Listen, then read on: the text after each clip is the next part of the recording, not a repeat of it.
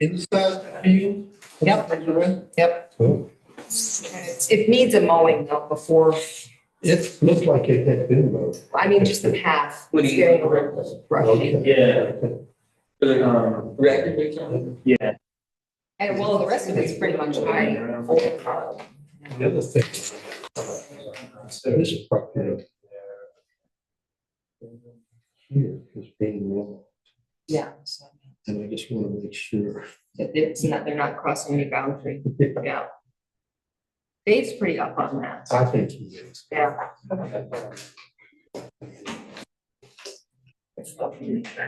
Yeah, it is. That's Nice job, Gordon. Congratulations. Follow the boundary. I got it this far. I'm gonna follow.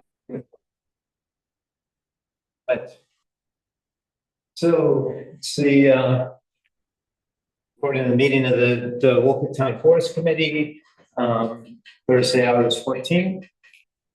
And at 6:12, 6:13, we'll call the meeting to order. Roger sent out the agenda yesterday, I guess. Thank you, Roger, putting us together. First item is any amendments to the agenda. Anything we need to add? Gordon, do you have the update on Tony Smith? Don't have Tony Smith property update specifically on the agenda. I have So an important update on that I'd like to share with the committee. absolutely. Let's we'll put it into our ongoing business. As we come to it, forest management, it'll fit. So amendments to the agenda, we're adding the Alton Smith property. Anything else? Going once, twice, three times? Okay, then the next thing is approving the minutes from the last meeting. To accept. Okay, Second. seconded. Gabe and Kate, any discussion? With me. All those in favor say aye. Aye. All right. Abstentions? Okay, and then public comment. So Owen, I know you wanted to talk about trail names. Yeah. So that's kind of the last thing on our agenda at the end where we have lots of time. So it's coming up. Okay. Well, let's start. We'll get to the ongoing part of our agenda. Let's start with Tony Smith property. Right at the top. If you're willing to be there. Sure. Copy of this.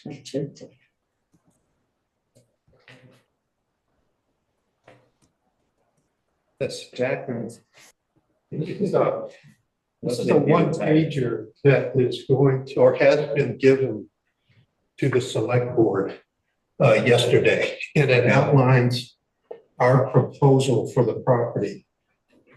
The proposal has been approved by the estate executive.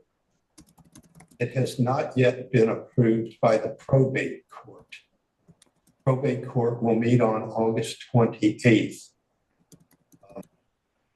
And unless some of the other heirs show up to protest this, I'm certain that it'll be approved. It's sort of a formality when something like this is done. The court wants to make sure all the heirs have a chance to express how the estate's going to be distributed. And, you know, as far as we know, there's no interest by any of the heirs in the property at all. They all live in Canada or out west, and they're going to be taken care of in other ways by the estate. But what we are proposing is, of course, the will deeds the entire property to NRLT.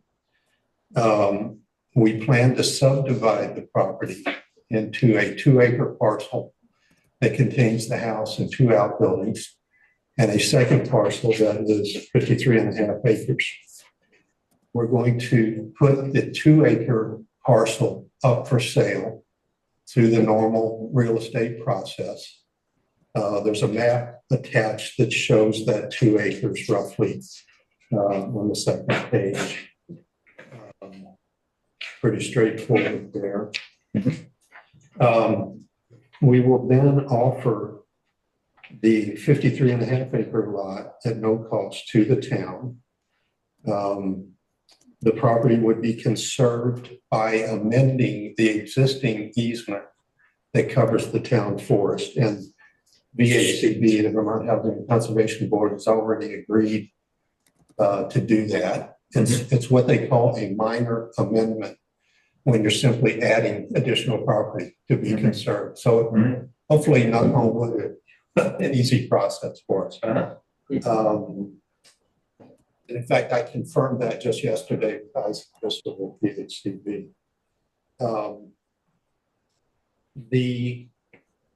When we sell the 2 acre lot, we will use a portion of those funds to build a parking area near the intersection of Cochain Farm Road and Elmore Pond Road. Put in a parking area, put in a trailhead and a kiosk, and put a trail through Tony's property to the back border of where the Wolcott Community Forest now is. As you know, with all of our easements, there's a stewardship endowment that's required. The town will not have to come up with that. The estate, Tony's estate, has agreed to cover that $6,500 a charge.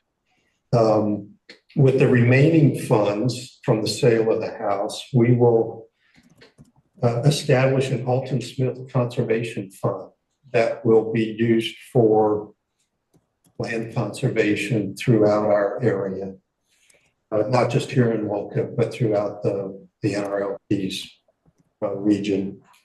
The kiosk that will be at the trailhead on this property, we hope to have some memos of Tony acknowledging his gift essentially to the town. Let's see. Oh, there is an old hunting camp on the 53 acres that is currently, or maybe has already been removed. I know there was a work in progress a few weeks ago. The porcupine was doing a good job Yes, already. exactly. You've been there, you know what it's like. This is being presented to the select board next Wednesday on the 20th. And the question for them is, are you willing to accept ownership of the 53.5 acres and add it to the town forest? We'd like to get an answer from them before we go to the probate court. Now, I don't know if that's possible. The select board may say, you know, we really need to involve our townspeople in that decision and have a public hearing and hear from others. And that's fine. We're not going to worry about that. But if they are willing to say, yes, we'll gladly accept that and add it to the forest. It just helps, just in case the probate court says, does Wolcott agree to this? You know, we'd like to be able to say, yes, I don't know. But I bring it to you in the hopes that you could express some support for this package. And it would be helpful, I think, if at least one of you showed up to the select board meeting next week to express that support. Pretty straightforward. I think you're aware of the property. We've been talking about it for months, and you're aware of some of this, so it shouldn't be entirely new to the committee. Glad to answer any questions.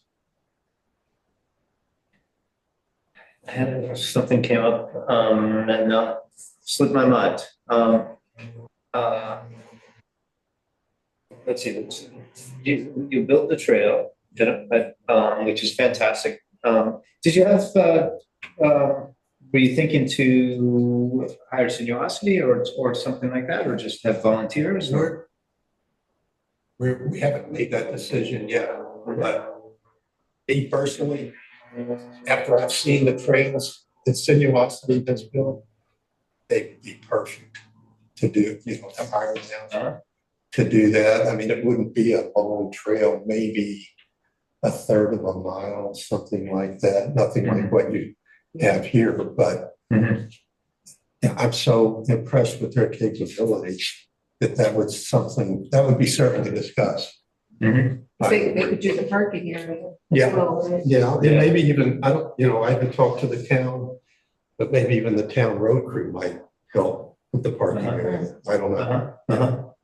Yeah.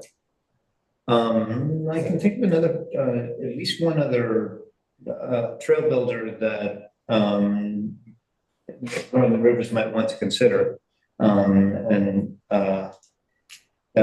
so we've talked about the trails down in Palace. Basically one person has built them. And, at some point we can arrange a field trip or something to have a look at. Yeah, I'm sure what we will do is some sort of bid process Mhm. just to Okay. capture interest and see what comes back from various groups like Sinuosity or a fellow, Would it be a design as well as building? Or is it just? it's gonna be both. Yeah. Yeah. Yeah. Yeah. We'll have to come up with a location and design, all that kind of good stuff. Right. Right. Much like Sinuosity did right here, which is so impressive.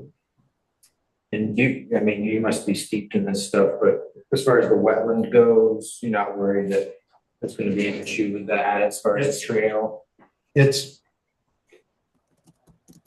if you hold a map like that, this is the north side, the one I referred to it. Right. I see the trail sort of going along the north side of the boundary, not right on the boundary, obviously. We want to stay in the forest, and try to avoid that wetland as much as we can. I'm sure VHCB might have some say in that too, and it might involve some boardwalk type situations to avoid some of the wet areas. In a low spot. Once you get back to that long leg that goes to the east, I think it's pretty dry in there. It's just getting around that wetland. You don't want to do the southern area south of the wetland there, because it would involve a lot of stream crossings, Right. which we would want to avoid.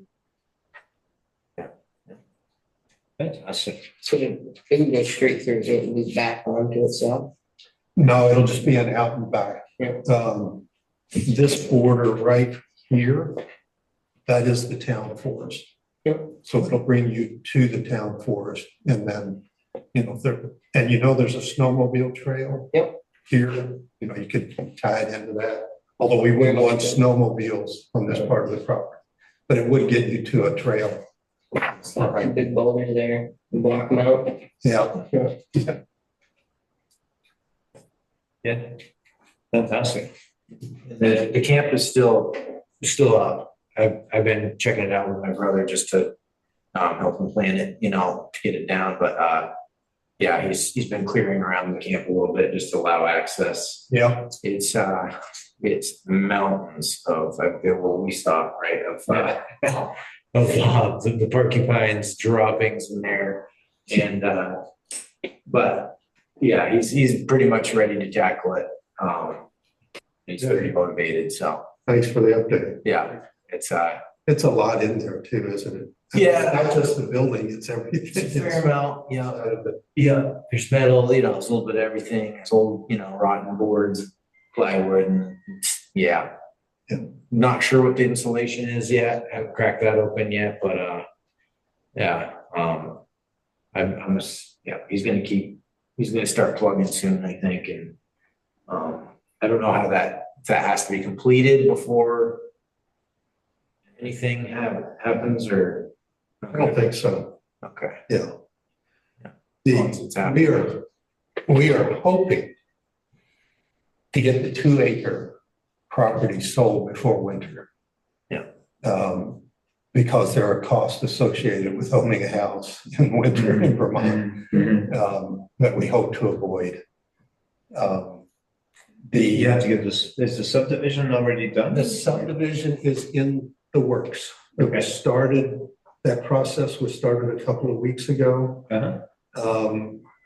When you subdivide a property, you have to show that the septic system is working and that there's also additional space for a replacement septic field Mhm. in case the original one ever goes bad. That work was started this morning. They were doing some pilot holes, I guess, to check the soil. Mhm. So that's underway. Yeah. I don't know yet when it'll go on the market. You know, like if the probate court gives us the okay, I think it could happen pretty quick. Mhm. The entire inside of the house is being cleared out, room cleaned, they say. Yeah. Yes. I mean, any discussion, any comments? Committee members?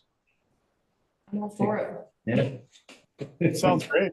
Yeah, I'm glad to see that it's progressing and that everyone seems to think it's a good idea and it's moving in the right direction. It's gonna be great to have another parking lot, that's for sure. Yeah. I think we had a motion in a previous meeting, maybe it was a couple of meetings ago, to voice our support for the idea. Roger, do you remember from taking the minutes, or is that my memory's patchy? I don't remember if it was in July or June or earlier in the spring, but I do remember that we had mentioned that I think we just because we weren't really sure when the NRLT would be ready to bring it to the select board, but I think like generally speaking, we had voiced that we intended to support it. I don't remember if we took a formal vote or not. I'll have to look. Yeah, I'm gonna see if I can find it real quick. Just while I'm here, some meeting documents. General meetings. I don't think it was the last meeting. I don't think it was July. No, No, I wasn't here in July. General meeting notes from, no, that was.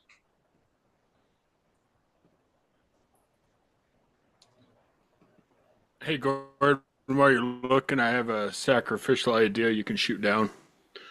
That would be to preserve that hunting cabin, kind of like the way they do it in museums. You know, you just kind of preserve it.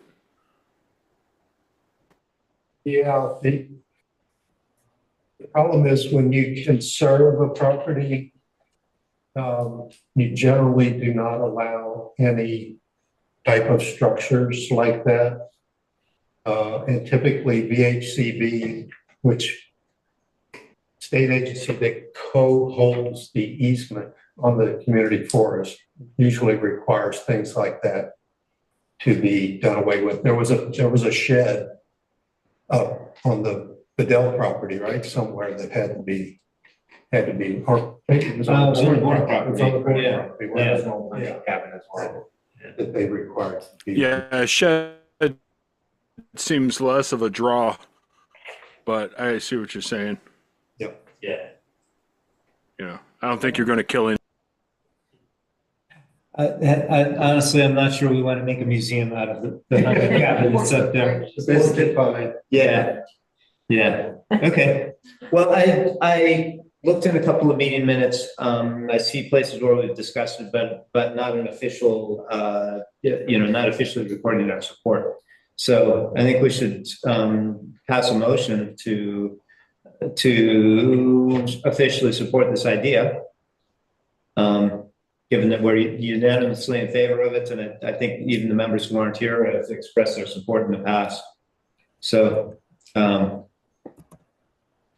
propose a motion that the Forest Committee recommends to the Select Board to accept this offer from Northern Rivers Land Trust as presented. I second it. Right. I'm sure it makes it better. Yeah.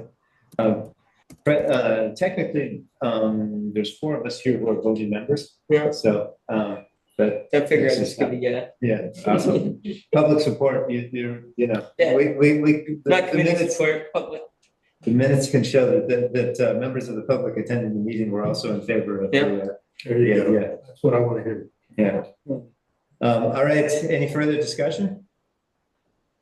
Hearing none, all those in favor? Aye. I, Aye. Opposed? Motion carries. Right.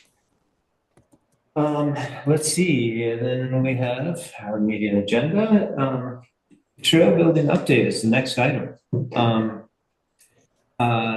We actually have a member of the trail building crew. I'm a full member of Sunas, or Sinuosity. Sinuosity. I just know them since I was a little kid. Not authorized to speak on behalf of the management? No, Okay. speaking upon myself. Well, I can report that I've had a number of conversations with Brooke leading up to the end of the month. In fact, he was hard at work even in the evening of July, what is it, July 31st, the last day of the month, but the work seems to be completed. Jack, I know you've been out there walking on it. Gabe, I know you've seen it. So at least a few of us have observed. It looks fantastic. So at this point, I don't believe they're planning on any further construction. I noticed that there are signposts located at various strategic points. Brooke did ask me if we needed more help with creating the signage. Since we don't have trail names yet, you know, and Roger, I know that you and the elementary students have created a number of signs. I think we can let Sinuosity off the hook, at least for the moment. Yeah, I was speaking with Hayden on a bunch of different unrelated but also related things, mostly to do with event planning. And we kind of were small talking about it. He did mention that because I had asked if they had completed any of the parking lots. He said that one of the parking lots was built, but the other one that was supposed to be by the bridge, they weren't allowed to build it because there was a professional concern. I forget who exactly, but one of the reviewing wildlife inspectors had concerns about that parking lot being too close to threatened species habitat. Okay. Specifically species that we had mentioned or in previous sessions. Yep. So the one of 2 parking lots that was approved and constructed. We also talked a little bit about signs. I think that there's if we want to call them, I think they owe us like 14 wayfinder signs technically. If we want to call upon them to do it, I'm sure they'll do it for us, is what Hayden was saying. Yep. But yeah, of course, we need trail names first. As far as speaking of the student signs, it's an incredibly fun and cute project. But I do think that, having formal, trail markers probably will people who use the park will probably be grateful for them. The signs were created by artists from kindergarten age, grades K through 6, and as creative and fun as they are, it's more of a game than a navigational tool, to be quite honest. Okay.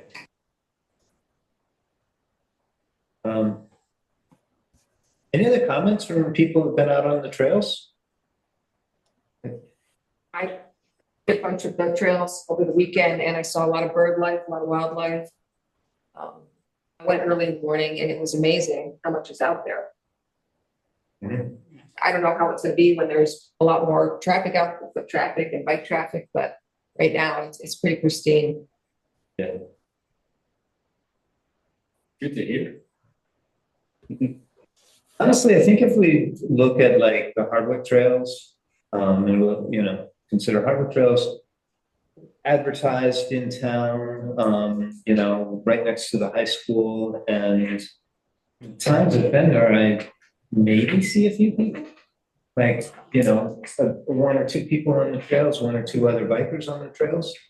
You know, Katie's Falls, I might see 6 or 8 cars in the parking lot, and, you know, occasionally bump into a person on the trails.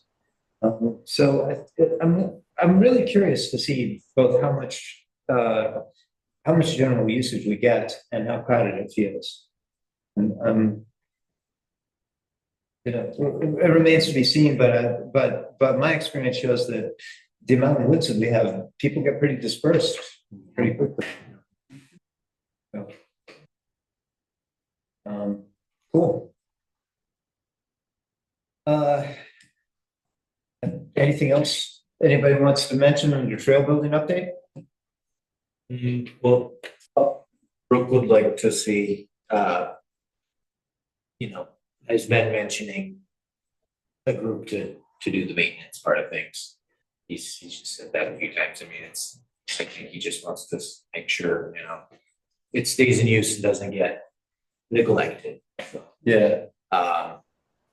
there is a core group that's, you know, been helping, doing volunteer on Wednesday nights, that could potentially, with some prodding, be, you know, be some of those guys could be into it. So there's a potential core group, but you know, it's gonna need someone to organize it for sure. They're not gonna necessarily go out of their way to show up. You know, they got, you know, they're just like all of us, they're busy. So it would need a nucleus for sure. It was on that field loop on the outside of it. When I was putting post up, I did see 2 yellow jacket nests right in your path, and Oh, nice. they're pretty aggressive. Okay. Just so you know. Good to know.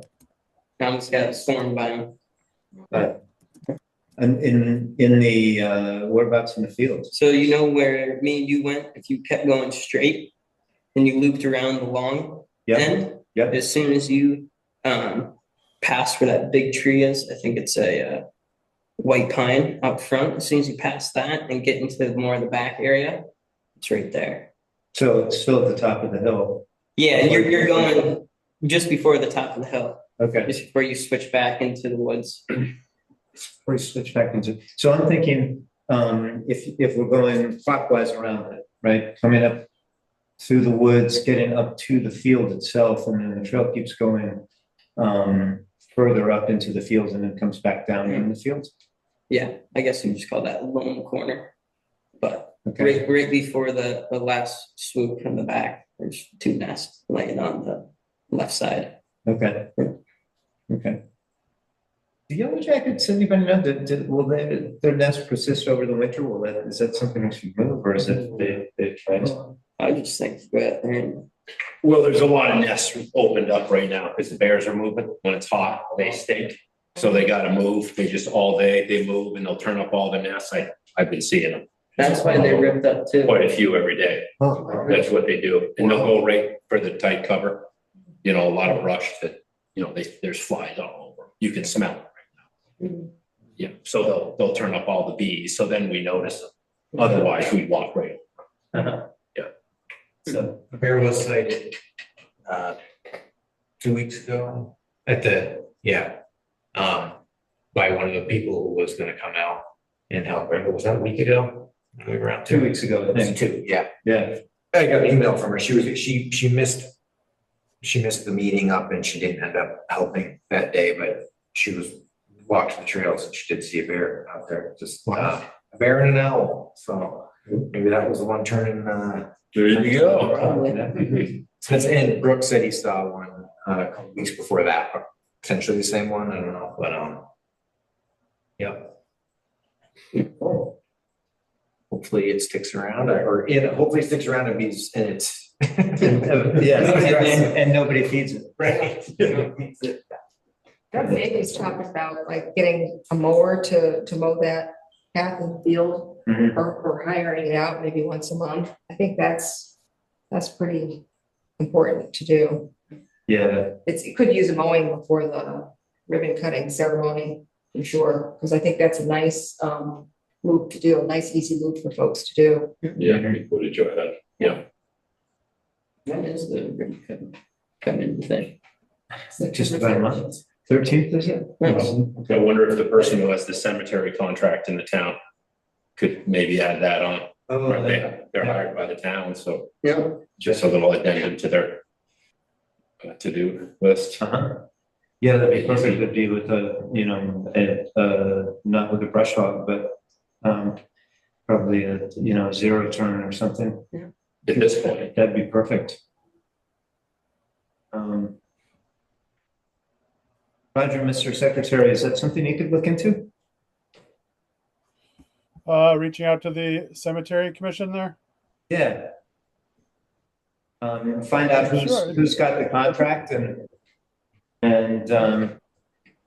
Bradley, aren't you on the cemetery commission? Yeah. do you know do you know who has the who does the mowing? I don't, but I can find out. And they mow I'll back follow here up with you. too. Yeah, I'll just ask Belinda. She'll know. Yeah. Belinda will know. It's the, And I we signed could- it. I don't know if I read it. We could, we have a fund established by Trust for Public Land that, so we do have funds available to contribute towards the cost of it. And if it just gets rolled into the town, some other budget. So yeah, that's fantastic too. I mean, it's obvious, it should be a lot less mowing than, say, the big cemetery over here. Oh, yeah. So it's an additional stop, so I assume, but anyway, let's get a bid for it and see what happens with that. And then, and then there's the occasional brush hogging, I guess, just to keep the whole field open too, but that's, I guess we'll pick that up in time or when it comes up or when it's needed, or have we talked about that? We do need to talk about it and make a plan for it, and as it happens, maintenance update is the next agenda item, so we're just naturally transitioning into that discussion, so it's perfect.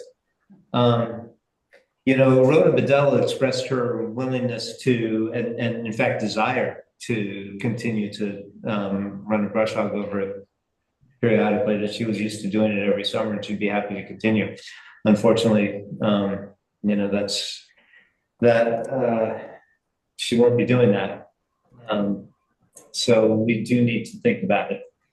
I think from a conservation perspective, anybody who knows more than I, please correct me, but I think that, optimal is every other year rather than every year.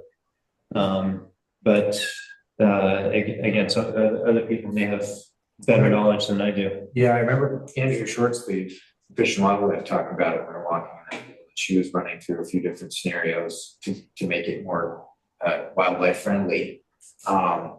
September for one thing after, nesting birds have moved on, and then she was saying things like techniques, she called it drunken mowing, where you just, maybe do it every year, but you don't do the same spot every year. You just kind of, you go around and you let some woody things come up, some early stuff, succession of things pop up here and there. It's one technique. I think, every other year also is more wildlife friendly. So yeah, I'd be interested in that for sure. Doing it that way more rather than just cutting it every May and Right. I mean, we want to manage it more as wild territory rather than cultivated. So it's already not a hayfield. So, okay, so for this discussion, it seems like we definitely want to see if we can get mowing more lawn style mowing for the path, which the path being established, the path that's there already. And Let's see if we can get the question would be, do we need to cut? And I guess the question is, how often do they actually go and do the mowing in the cemeteries? Is that a weekly thing? Does anybody know? Seems like it is, but I don't think the path or field would have to be done weekly. Probably not. Depending on the time of year a little bit. Yeah. And depends on what we want, you know, I mean, in the spring when the grass is growing fast and you know, the brush around it will grow up, not the brush, but the you know, the goldenrod and stuff like that. So it'll be wet. People can wear their hiking boots and get wet feet if they want to walk out there in the morning. So I would suggest let's find out who's doing the maintenance for the cemeteries and see what they would propose. We can take that as baseline and modify from there. The gate there at the bridge, that will now stay open for public access. Yeah, I see no reason to change what's there right now. Open to suggestions or discussion about it. I also noticed the road going down to the bridge. I was just there yesterday. I was there to look for that second parking area, which we now know is not going to be built, but that road going down to the bridge seemed wider than normal. And I wonder if cars could park there. And I know that some trail building crew was parking there. I had parked there as well. You can fit Probably You know, half a dozen cars in there. yeah, five to six, yeah, like Yeah. full-size trucks, like 1500s, and then like 4 cars really. yeah. Because I was In fact, when I cramping. was there, I thought, oh, okay, they've decided to put the parking area here. So, hey, that's great. Yeah. I don't know if there's any reason why we can't just Why we designate couldn't. that as a parking area. Yeah. I mean, Use it as is. yeah, you know, technically speaking, there should be, unless we're doing maintenance operations beyond the bridge, there should be no reason why we need access to the bridge. Right, right. So, It's a little sketchy coming up that steep and you don't have good visibility, maybe. Yeah. Maybe if the grass was knocked down or something Yeah, people fly around near the the road. road. mhm. Yeah. And Yeah. I remember that when I was pulling out of there, like. It's a little- Yeah. You kind of gotta get some momentum and it's one of those, it's like, is anyone coming? Because I gotta keep going. Yeah, it's a little bit. Yeah, with some knocking the weeds down, that could help. I don't know, I think there's some shrubby stuff too. Yeah, Trying to picture it, that could maybe, if that was kept down, it would help. Think about. Frankly, we need a trail crossing sign on the road. Yeah. That's just, yes. we need it. I think putting that right at the trail crossing or a little bit down so people, when they're driving around that blind corner, can see it. I think there's, you know, I'm sure that there's a standard for where you put the sign, so it's gotta be, you know, I don't think we need like a I mean, it's a dirt road, so a crosswalk, is that even a thing on dirt roads? But it's, Bikers ahead, pretty much. yeah. Again, you know, it remains to be seen how much it gets used. I can well imagine bikers deciding to make a loop out of it with return trip or, you know, one way a trip on the road. There's also the question, how many people are going to make a big loop, you know, ride out from the school, ride all the way out, ride around the field, ride back, you know, will they cross the road? The way the trail's built, you know, there's a feature right next to the road and it's fun to make use of that high bank and then come out onto the road. So the good news is if you're doing that, you can see up and down the road pretty well. But Still, it would be nice to have a trail crossing sign, and maybe if Sinuosity still has funds left to do. Or is that like a town road sign? I think it's a town road It's a sign. town road Yeah. sign. Yeah, like you see on the rail trail. Yeah. Yeah. The yellow trail crossing sign. Yep. So that may be something to check with the select board and the road commissioner. About that. Relative to the Alden Smith discussion and meeting with the select board next week, I will not be in town next week for for that meeting. So, would potentially be able to dial in with difficulty, but if somebody else can be able to be there, that would be good. What time is it? Meeting started at 6. I haven't seen an agenda yet, so I won't be able to do it. I have the school board meeting on Wednesday. Next Wednesday?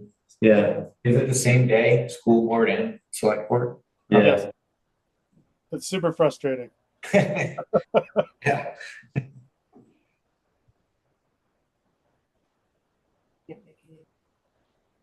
Well, let me see if I can find the agenda on the town site, and we'll see what time it's slotted for. Okay.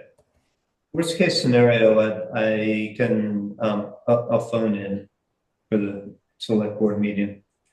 Probably won't be able to stay for the whole thing, but at least can convey the report from the stewardship committee. Is this gonna be submitted to them by you, Jack? it's already been submitted to Linda and she has shared it with her fellow board members. Okay. So they have it. What is the document you're referring to? She did.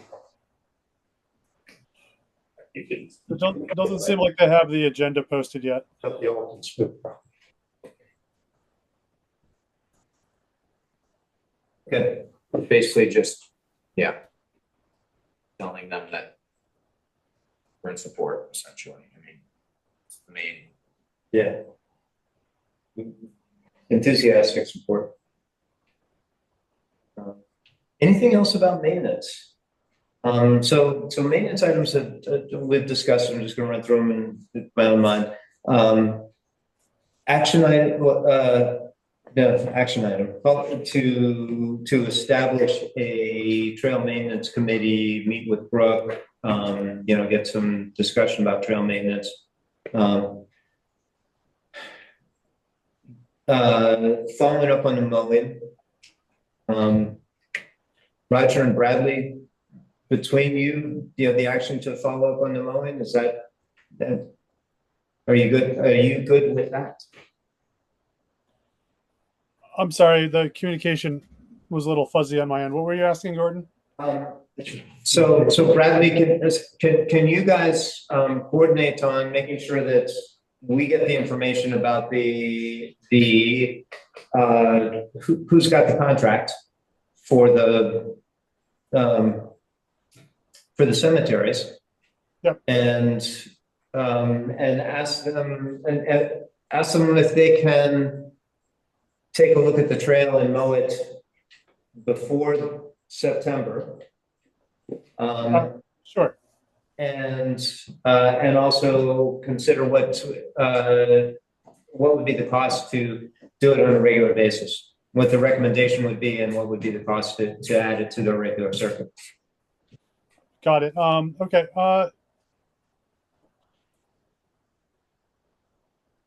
What I'll probably do is try to connect with them, and they'll probably, whoever it is, will probably want to scope out the section to be mowed, and then they'll have a better chance to assess. So I'll work through that. Okay, fantastic. Yep. That can't happen. I do have the ability, I have more zero turn that I could, at least before September, if that's not gonna happen in time. I can do it. I just need to get a ramp. Was it Dave Holden that brush hogged it for the current state? You mean, mode, just the first, I think he's done it at least once, maybe twice. Okay. I'm not totally sure, but yeah. And I think it's been a brush hog rather than a zero turn. Okay, so like a walk behind or something. I think it's tractor. Oh, yeah, tractor. Okay. That's It's what I not thought. very wide, right? It's a small brush hog. You talking about the lady's cousin, the road, family member I'm that not. donated the property? No, Dave Holton is Jim Holton's father, and he's on the forest committee. I thought he said that he had taken his tractor and Yeah. run the brush I hog. thought he had last year, yeah. So, so that would be a fallback. I'll see, it's another option. Okay. Main thing is we want to make sure to get it done, sometime in the next 3 weeks or so. All right, I'll probably stop by the town office tomorrow and get the conversation started. I was gonna grab a few cucumbers from the community garden anyway. All right, cool. What else? One more thing about maintenance is, probably before our grand opening, it would be good to rake or leaf grow the pine needles on the trail from the school down to the road. I don't know if that's may eventually become school maintenance since it is on the school property. It's also probably not critical if it doesn't get done. But just as I've been touring the trails, I'm aware that they built the trail last fall. And it doesn't seem to, it hasn't seen any maintenance since then, as far as I can tell. It's a lot of pine needles on I it. didn't understand what There's a trail from the school that comes down to Flatiron Road. Yep. And it's covered in pine needles. So it's like slippery. yeah. Okay. Yeah. Seems like a good thing. I like walking on pine needles. They smell nice in the summertime. They're soft. Yeah. Yeah. That's it's an open question. I mean, keeping the trails open, what I've seen with a lot of trails that aren't constantly used, like if we end up like Katy Hill and Stowe, I don't know, we may still need to go, want to at least blow the trails once a year, just to keep them clear. And then I think traffic would probably keep them clear. If we don't have that much traffic, then, definitely leaf blowing them once a year just to keep them as trails is something we should be considering. You can leaf blow half the top section with one tank of gas, just so you know. So I leaf blowed every single trail twice before we finished. So I'm surprised it's all covered up. Huh. Even we did root trimming and leaf blowing at that school. On the school trail. Yeah.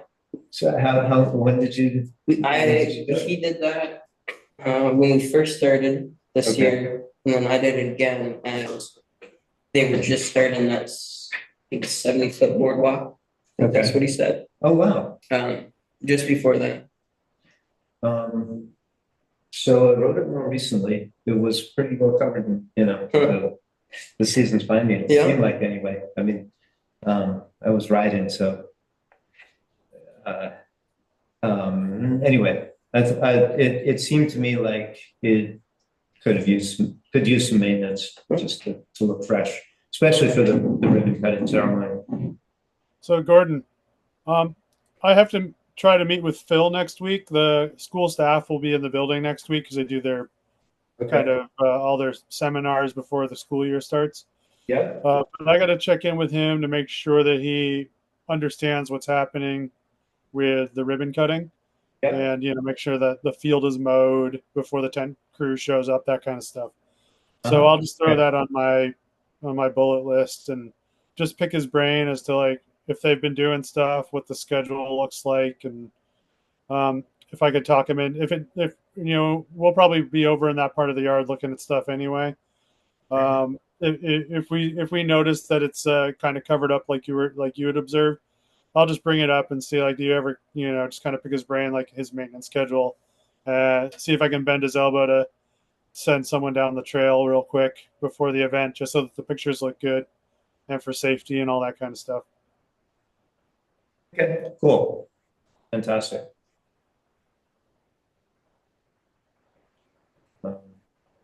Anything else on maintenance? Cool. Next thing is forest management update, and with sub-bullet of site mapping for water quality concerns. Gordon, I put the map that Luke sent along in the folder. Okay. If you want to try to call it up on the screen, or if that's Yeah. necessary, Okay. Luke. I don't know if you need to use it or not. No, it's really just a working map to help Silas. Okay. Yeah, Got it. it was to facilitate our site visit, so we weren't floundering. Yeah, because he wants to, I assume he wants to be able to articulate to the involved parties, how to go about the process of reclamating said issues, and then how that ties into the grant application that the conservation district is going to spearhead for us. So can you kind of run through what the plan is at this point? Yeah, so eventually we're going to come up with a time to meet when everybody's schedule jives. I'm not sure if that's come in yet. I haven't checked my email today. And when it is, I guess we're going to meet up, and the reins are basically going to be given to the conservation district to seek a grant through the EPA cleanup money. Because that water drains into Lake Champlain and it's associated with that earmarked funds. So this is the Lamoille Conservation District. That's right. Yeah, so that was kind of a switch up from our last meeting. And I guess that came from a conversation that Silas had. And Peter Danforth, he felt that he wanted this project. I mean, it's in his county, and it's an important project. It's gotten a lot of publicity, so I think they wanted to be a part of it. And they are they're well versed in the grant process. And it's a heady, kind of a cumbersome process that Silas isn't too excited about. I don't know about it, and he's willing to do it. So yeah, great. And then when he goes through and does all the paperwork with the feds and the money's lined up, I guess they're going to handle the contracting, hiring of contractors once the scope of work is laid out. A forester is going to lay the technical erosion mitigation or closeout parameters on the ground. I might do that. Silas asked if I would. Not sure of how that's going to look as far as scale. And so what I'm doing right now is when I have time, just inventorying the north-facing slope that's draining down into the river. So it's really triaging the town forest into what's the highest priority here. Of course, that means that we can't, we can't do any silviculture for 3 years after or before, which is, that's how you look at it. So I've been able to get out there one day. I went one transect out, one transect back. And there's, things we look for, point of erosion, point of deposition, scouring, culverts dropping sediment before they hit to it and then picking up after. And then of course, there's water quality standards that are across the board through all, whether it's construction sites or, forestry or trails. And our forest has to comply with the AMP. So that's kind of a benchmark. So, on the map that I shared with Peter and you,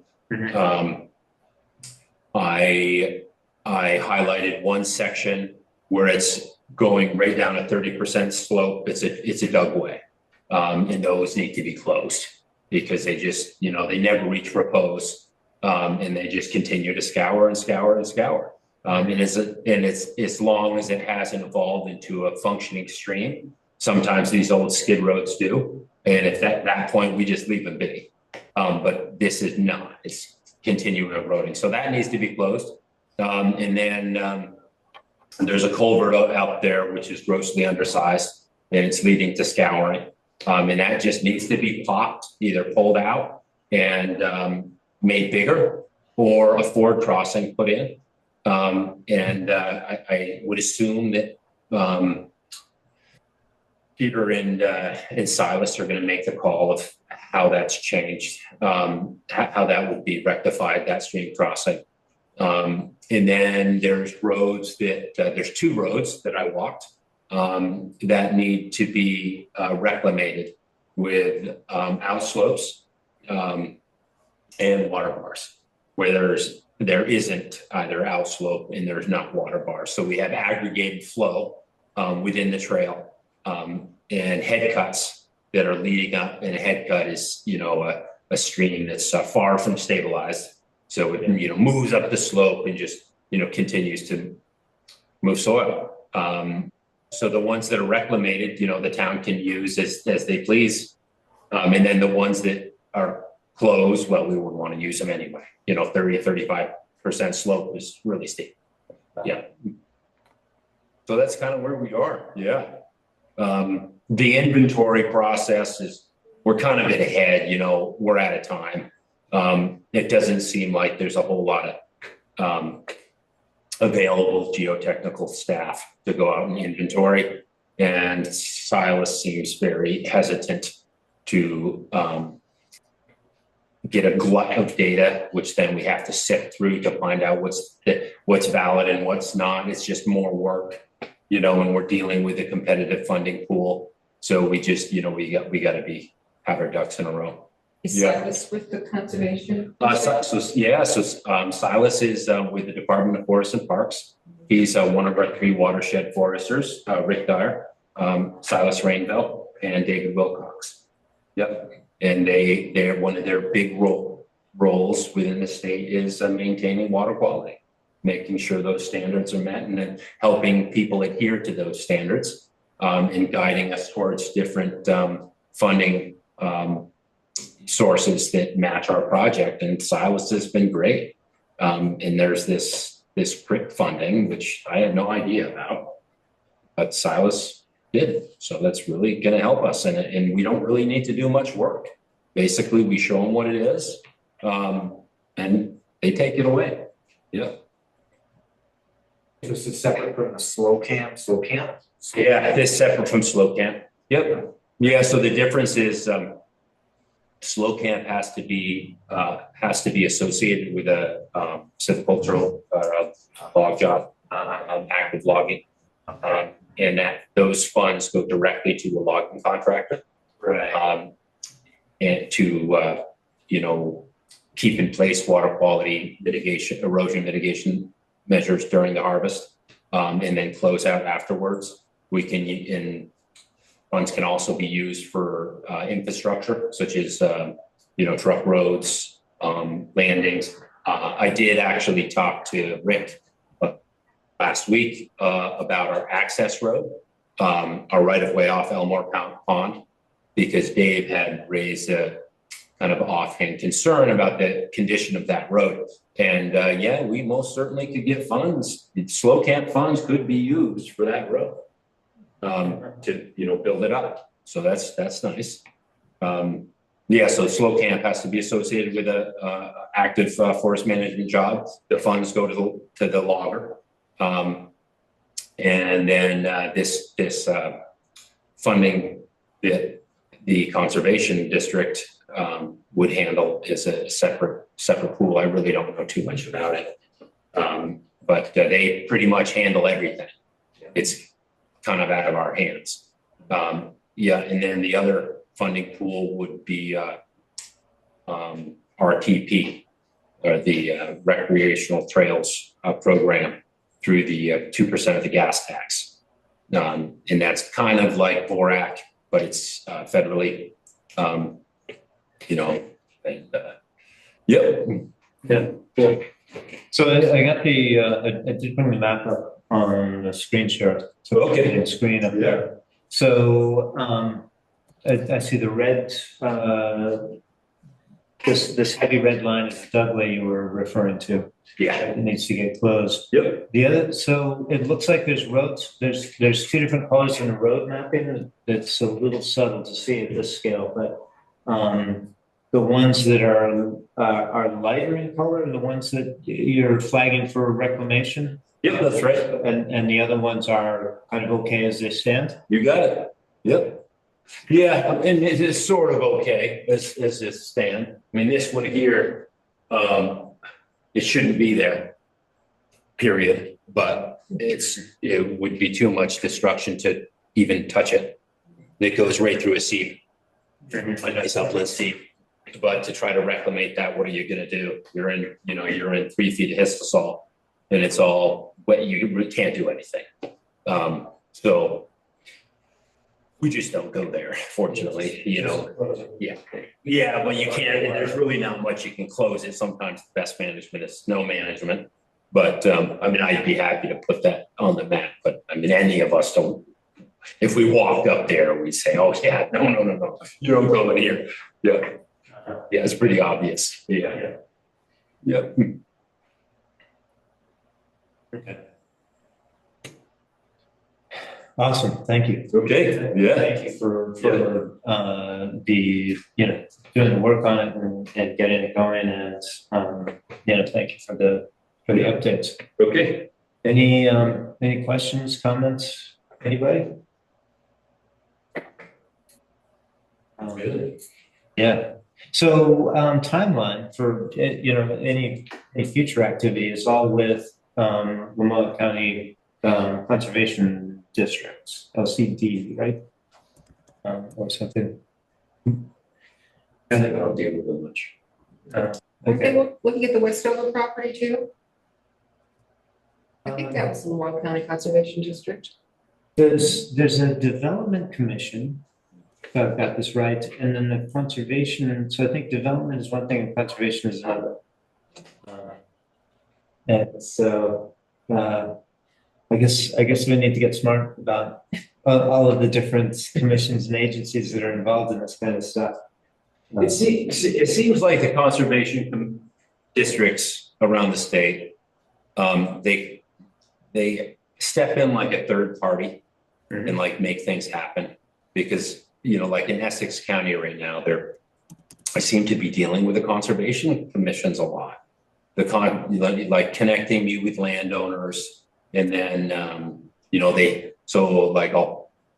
design practices or prescribe different conservation treatments, and then they come and meet with the landowner and try to implement those practices, and it's kind of cool. They do a lot of tree planting,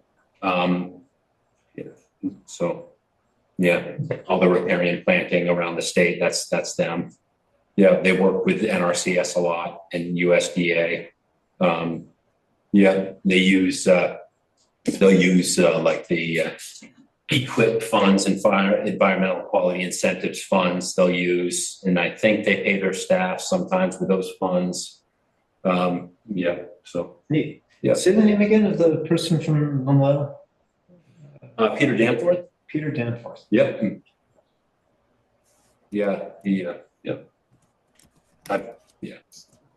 He gives input on conservation practices, everything from invasive species eradication to planting lists for riparian projects or restoration projects, and they're well versed in water quality and obviously the grant process. Yeah. Yeah. Sounds like we should be talking to them more. Yeah. Invite them to a meeting and have a discussion about how we should work together. The forest committee, conservation, definitely. So cool. Okay, let's see. I guess I'll minimize the Zoom window in case there's something else to share. But yeah, so one thing I did notice on that map, the lower sections, there's areas that it's up at like 50-60% white ash. I guess it's just gonna die. I We don't, can't get in there, if we use these funds, we can't do forest management activities for 3 years, for Yeah. logging activities. that's right. I mean, I wouldn't really want to cut so close to the river and then the rail trail and all that on those slopes, but still, you know, we're gonna be dealing with that. There's gonna be a lot of dangerous dead wood in there. It's just something to think about. There's a lower road, the lowest road that I mapped was a Dozer Road. It's probably Lawrence Douglas. If anybody here, you remember Lawrence Douglas. Yep. He was a just wonderful fella. And he had this little 350 Dozer and he did beautiful light impact logging. And he obviously was able to get in there with a little dozer and snake stuff out. And his roads are perfect. There's no soil movement. He put them where they should have been. I mean, there's some brush in them, but you could, you know, cut the brush with a machete and use it for whatever you want. Right now, it's beautiful. They're just very well laid out. It's nice to see. But, you know, if we could find somebody like that, I don't know anybody right now. There's no more of them left. It's just the economy scale is not there. But if there was somebody with that, or like a Wolcott, if anybody knows what a Wolcott is, there was a fella in St. Johnsbury that was good. He worked for 15 or 20 years. It was a little track machine, you know, and you could put him in these sensitive areas. You'd pay him 70% stumpage. He, you know, takes 70%, but still you get your project done and there'd be no impact. But, you know, when you guys are up there, look at that, because it's a high percentage of ash. And if it all dies, then we lose the opportunity to use silviculture to get a regeneration catch, which is, you know, a missed opportunity. Yeah. Hey, Luke, Yeah. worst case scenario, we don't get a grant to do the silviculture work. What would a project like that run? I'm having a tough time visualizing what the cost out of pocket for a project like that would be. It shouldn't cost us anything. Yeah, it should be cost neutral or solvent. Yeah. Yeah, wouldn't hold you to it or anything, but just curious. Yeah, it shouldn't cost us anything. In other words, the loggers should make enough money. To pay for it. Exactly. Yeah. And, so maybe I'll go back and screen share again so we can see what we're looking at. What was the percentage for ash? Did you say, Stanley? There's areas that are up to 40 to 50%. I actually took a picture.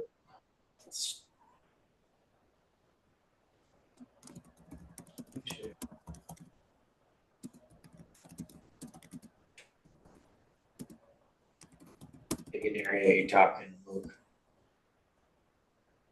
You know, there's a strip, probably 50 yards up from the rail trail, and it's that this band in there, probably 15 acres or so. Yeah. And that's along this this call it the lower road, the one. Yeah, that's a really nice, well laid out cut. He did a gorgeous job. Uh-huh. And so the access to that is not the right of way, the current right of way, but like going past the wells that are over here and up into it like that.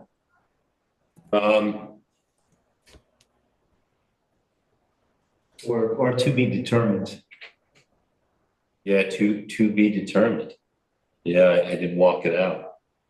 Yeah, but you walk down that, I guess it would be this right here. And I can see just walking on that like that. I know that there's a couple of different ways you can navigate through the Westover parcel. But as you get down into close to the rail trail there, it's definitely a wet spot. But that's, I'm excited to hear your opinion of that trail or that road, and that it's kind of functional as it is. Yeah, I think that's Lawrence Douglas. He was known around New England for his quality work. He has an amazing reputation. He came up to one of my log jobs when he was like 85 years old, wanting to do TSI. I'm like, oh man. He said, oh, come on. I'm like, you got insurance? I don't know if my landowner's gonna like it. What's TSI? a timber stand improvement. He's like, I can use this, so I just can't pull the cable anymore. That's. All right, anything else on the forest management update? Working on it. Yep. Any other comments, things we need to talk about tonight? Well, you know, I went through, the area that's been tagged as a kind of a wilderness zone. Is that, it's wrong? But, Temperate acidic cliff, pardon me? temperate acidic cliff. It's bisected by a stream that runs down. Yeah. This area. Yeah, up here. Yeah, this ridge here. Yeah, so if you run that ridge,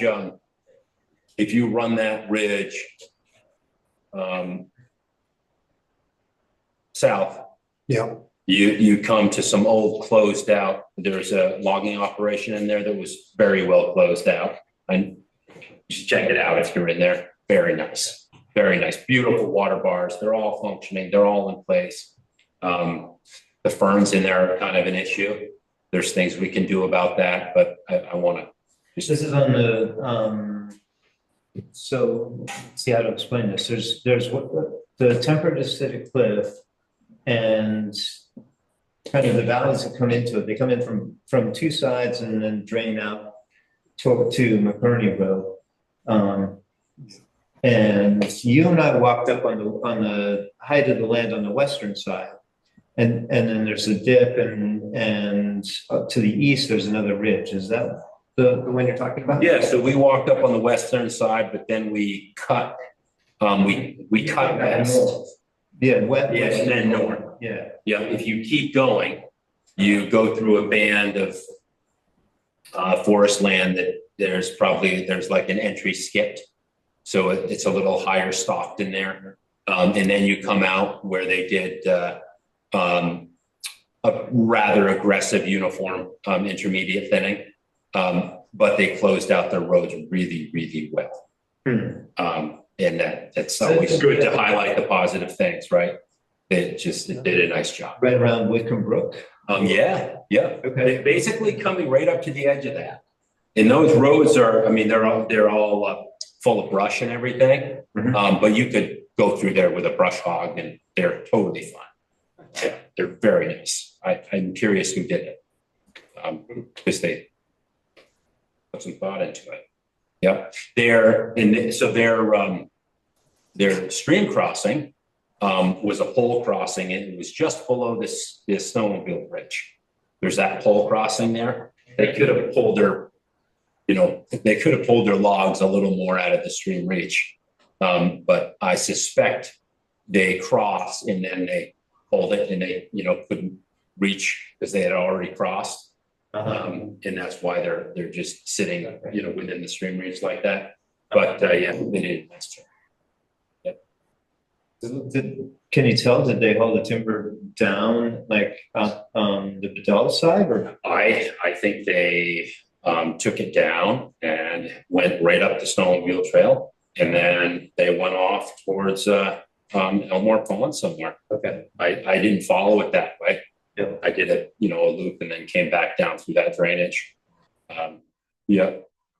It's on the east side of that drainage, it's overstocked.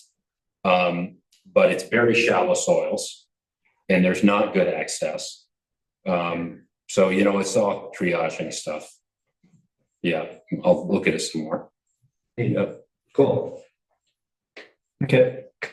What's the condition of the snowmobile trail as far as erosion and all that goes? Is that did they take care of that?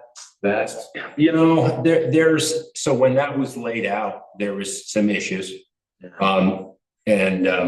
Pretty wet. Yeah, one of them is they kind of went right through that area with all the vernal pools.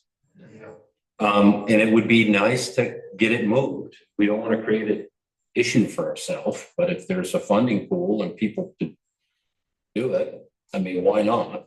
Because vernal pools are extremely important. We need amphibians over our entire land base, and it's like 0.01% of that land base where they can breed. Everything else breeds everywhere on amphibians. That trail was not open last winter, in spite of all the snow we had. I was up there many times, but it was never open, never groomed. And I'm thinking there's at least one bridge there, and the last time I walked there, it was in pretty bad shape. And maybe so they can get a group to rebuild the bridge. They're not opening. Yeah, it's a weird little spur of it. It's just sort of. Yeah. There's other ways of getting around. Right. It's not a primary. I mean, it's a nice little spur, but yeah, it's not, you can get through, right? So.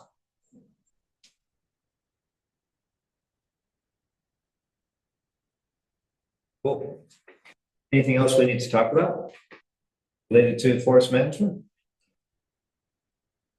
Cool. Then the next item is the upcoming events, the town barbecue and the ribbon cutting ceremony. We should have a table at the town barbecue. That's what, a week and a half away? Yeah. Well, we're gonna have a table there. I already asked Linda for one. I do think we need to take an opportunity to remind every opportunity we can to remind people that the trails are open now.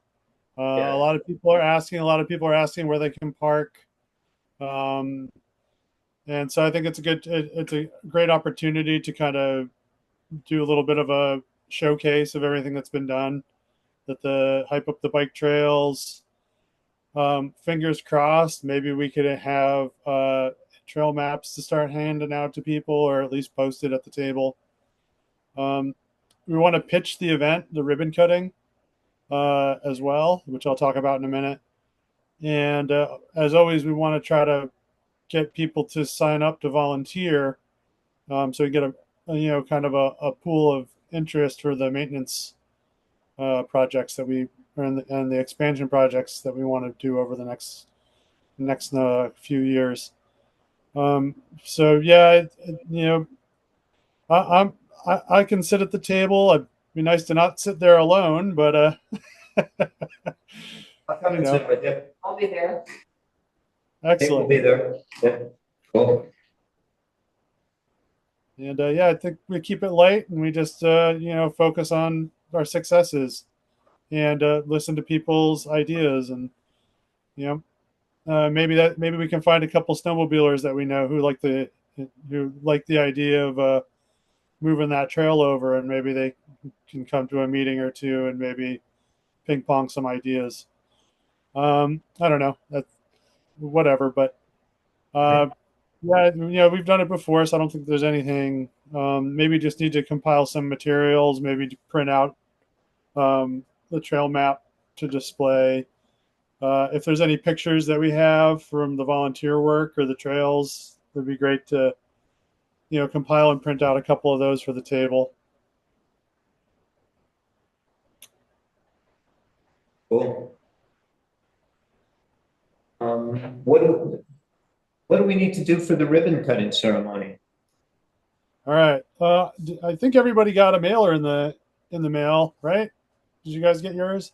Yes. TPL sent like a 4x6 card out with the event.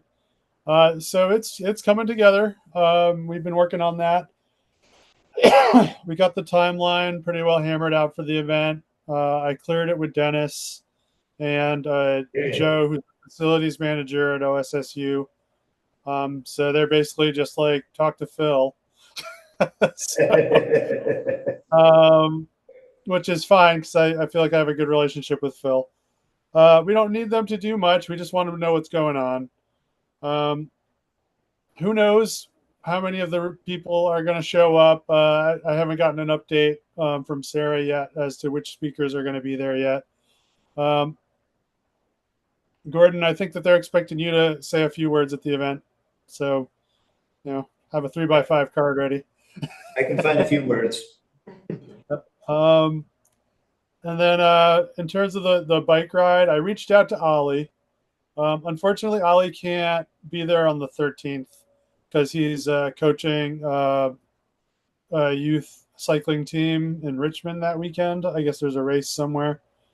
But I'm getting on a call with him tomorrow to talk about just some pointers for organizing it and just to make sure that everybody has a safe and fun ride.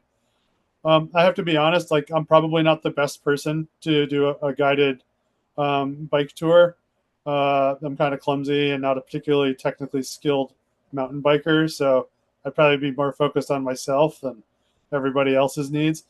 So I'll put that on the table. If there's anybody who wants to lead a group of kids, or if you know a couple people, just float their names in my inbox, and we'll try to do a little planning session, just to kind of, after I've had a chance to talk with Ollie, just to get an idea of what the expectations are, and hints for having safe rides with people with mixed ability levels and things like that. So we're expecting this would be mostly kids on a ride, or Yeah, the idea is for kids. Most adults probably are comfortable going on their own.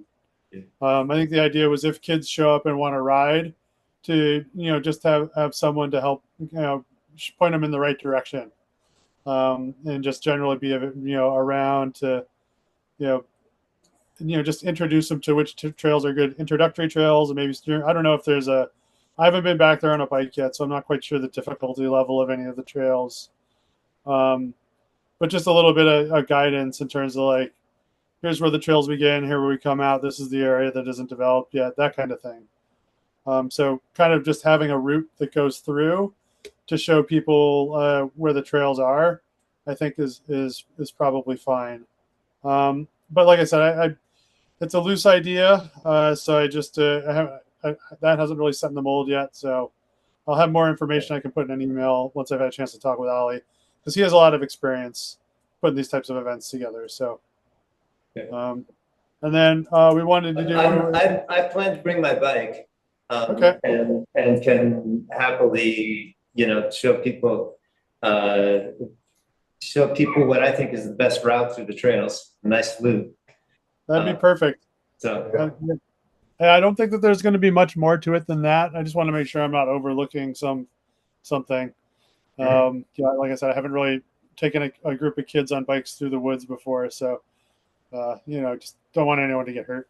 it is but I would imagine that most mountain people, biking after all. yeah, I imagine if there are kids who show up with bikes, it's likely that they'll be with an adult as well. Yeah. So it'll probably be a mixed group, but you never know with these kinds of events exactly who's going to show up beyond the people who are speaking and who are expressly invited and RSVP'd.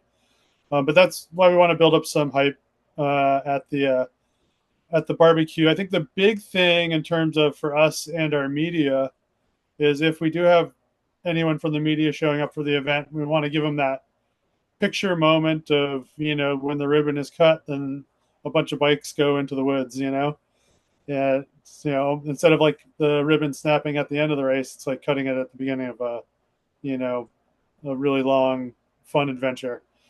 And that's with that. And then with the we wanted to do kind of like using the art project, having those trail signs kind of placed throughout the woods. Those are all sealed. I need to add posts to them all. I know there's some back and forth about whether or not the signs should be permanent or not. I think that we should approach it as like, with a seasonal lens. Like we'll leave them up for the fall, and then we'll revisit before the snow hits, and kind of decide if it's time to take them down or not. It was always intended to just be kind of like a fun project to bring the kids into the woods.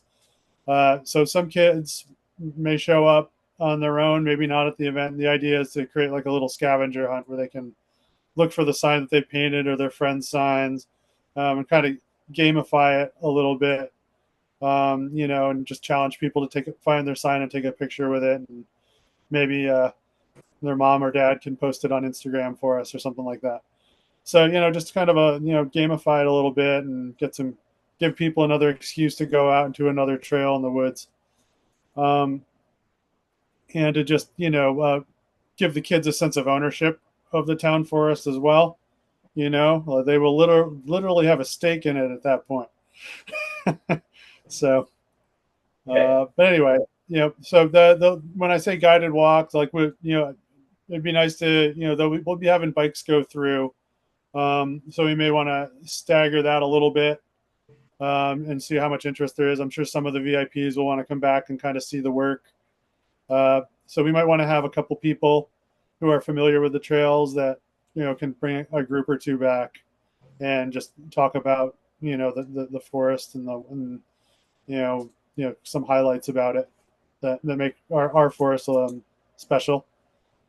And there's going to be light concessions and stuff there. The event is about 2 hours. Of course, people can hang out as long as they want after the event. It seems like all of the equipment and stuff like that is taken care of by TPL, and they're doing, yeah.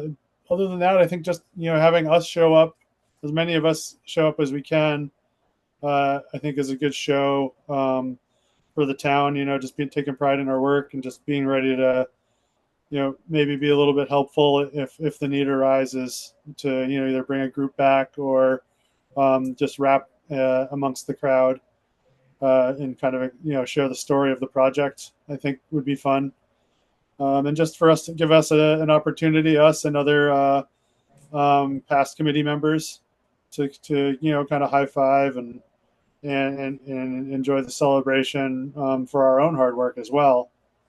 But yeah, it seems like it's coming together fairly quick. It's going to be a rain or shine event, so it's going to be the 13th. So we'll prepare accordingly, I guess.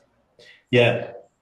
Well, if the weather's good and there's a lot of people who are interested in going on trails, I think, the only place there's only a couple of places that I would say are at all tricky about getting lost, Okay. or confused, and maybe this starts to transition into the discussion about signage and trail names and stuff like that. But there's this part right in here that I'm sort of thinking of as Grand Central. That's but could use some signage in particular. This is the first time I'm looking at this map. I've known, but I have a pretty good sense of where everything is on the ground at this point. But I hadn't seen this map that they came from Brooke. Yeah, like literally an hour before the meeting. I haven't even looked at it yet. This is the first time I'm looking at it. I just put it in the folder. But I'm glad to look at it, but At Central Spot, we did put a sign so people won't get downhill mixed up for the uphill. Oh, good. Yeah. Fantastic. Yeah, there's one right on that double track, right on the corner. Uh-huh. And then there's a old school sign, Yep. shoots you back down. Yep. And then we put another sign at the start of that rake and ride. Basically the beginning of the uphill switchbacks. Yep. Okay. And then I think there will be a sign right at that traverse trail because they all intertwine right there. Right. Yep. And going across here. Mhm. Okay. Yeah. Okay, cool. So we could come back to this. Bradley, anything else you want to say about overall the planning for the grand opening? No, there was one thing I wanted to at least float by the group real quick, just because I brought it up before, but I hadn't really priced it out yet. Yeah, but the closer that we get to the event, I think a good way to hype it up through the school is to once again maybe take that contest winner logo, and maybe make up or get a bunch of kid size adjustable hats printed up so that we can kind of pass them out in the school the week before the ribbon cutting, to get people hyped up for it. Is that something that people think is cool? It would likely cost a couple $100 or so. I'd have to price it up, but I was thinking to get like 150 kid size adjustable hats printed up in Morrisville. I forget the name of the company. It's like VT Printing or something like that. I can't remember. I had it on a tab, but I closed it when I opened up this one, so I got to go back real quick. That was with the logo, is that what you said? Yeah, I wanted to use the contest winner, Kezia's logo, not Mariah's. I wanted to use Kezia specifically to kind of close the circle on that because they won the contest and then we never actually did anything with it. So I kind of wanted to, use that to kind of like reconnect with the kids with some kid energy and get them involved or get them hyped up. And having a hat on their head, it's going to be hard to forget that there's an event that Saturday coming up.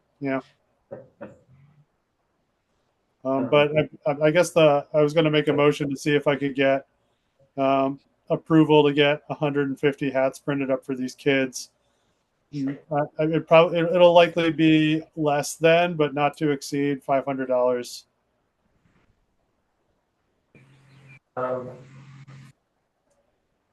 Maybe get some grown-up size hats too.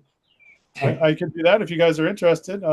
If you want to use the same logo, I'd be open to that. I just wanted to, I'm not opposed to that. Okay, let's move on to or hold that thought for a minute because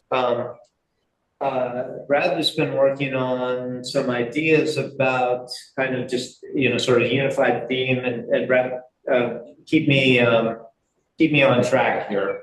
But I think what you were working on is ideas about a unified theme for just signage and how our communication, how to essentially building brand imagery. Maybe there's a better way to say it. But I'm not going to open this for the first time. I'm open for a signage proposal. I looked at it. Okay. So, holy smokes. There's a lot of stuff here. We're not going to get through all of this in 15 minutes of a meeting. Please don't try. What's a good place for us all to start?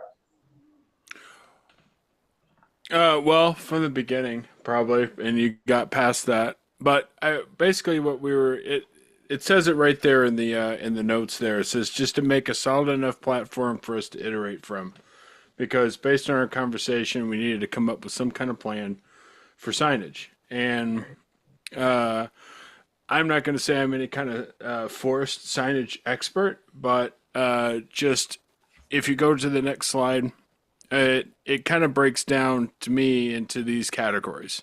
And so at you can just make this available, Gordon, to the committee, and everybody can look at it. And then at the next meeting, we can kind of talk about it.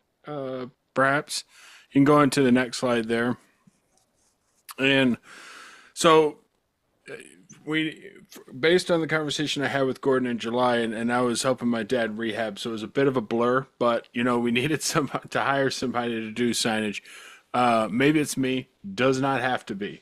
The signage just needs to be consistent with the unifying theme, easy enough for an elementary student to understand. We don't want kids or adults getting lost. And you guys just talked about that, the Grand Central, like looking at all those switchbacks, I can see how somebody can start going one way and they really need to be going the other.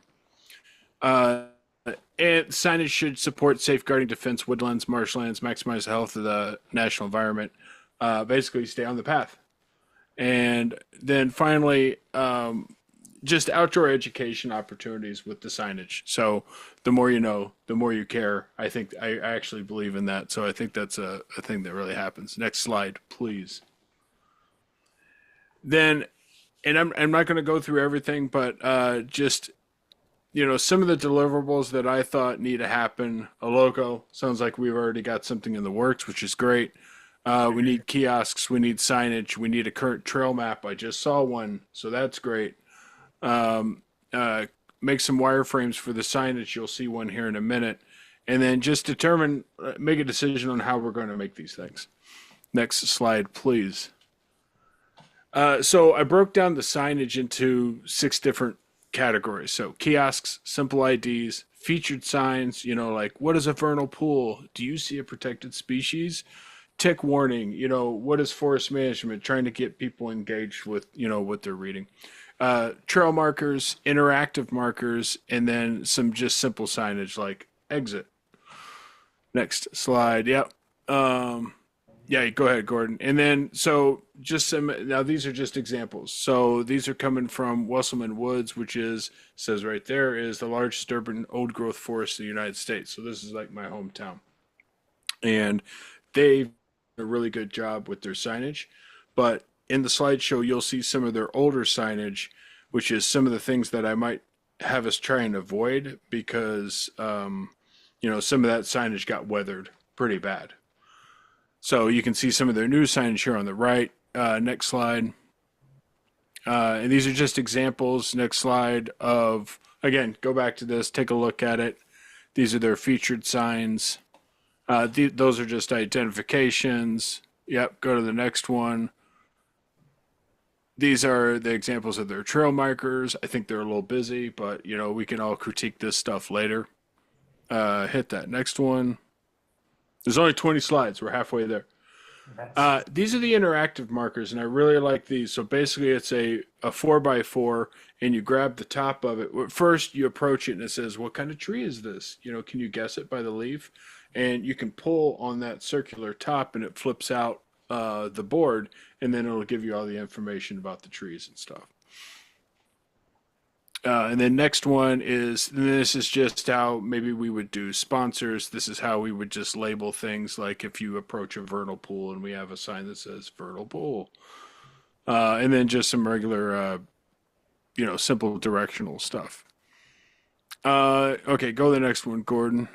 And so then we've got some themes. So there was 3 basic themes. One was educational and informational content. So these signage content themes are just going to train, like when we're making a sign, does it fit into one of these boxes, right? So this one's education and informational content. You can see the bolded text there, talking about biodiversity, the history and the land use, geology and soils, wildlife habitats and species we got back there. Go to the next one. The second category I thought was like recreational content. So this is all like, the mountain biking, the, picnicking, and I don't know. I heard about a forest cathedral from somewhere from somebody, or a natural amphitheater, but I can't really remember exactly. But those are things that we might want to highlight. And then the last one is conservation regulatory stuff. So no dogs, no snowmobiles this way. I walked back onto that trail and I immediately saw a sign that said something like no four-wheelers. I was like, oh, perfect. Like it's already kind of happening. We're close. Next slide.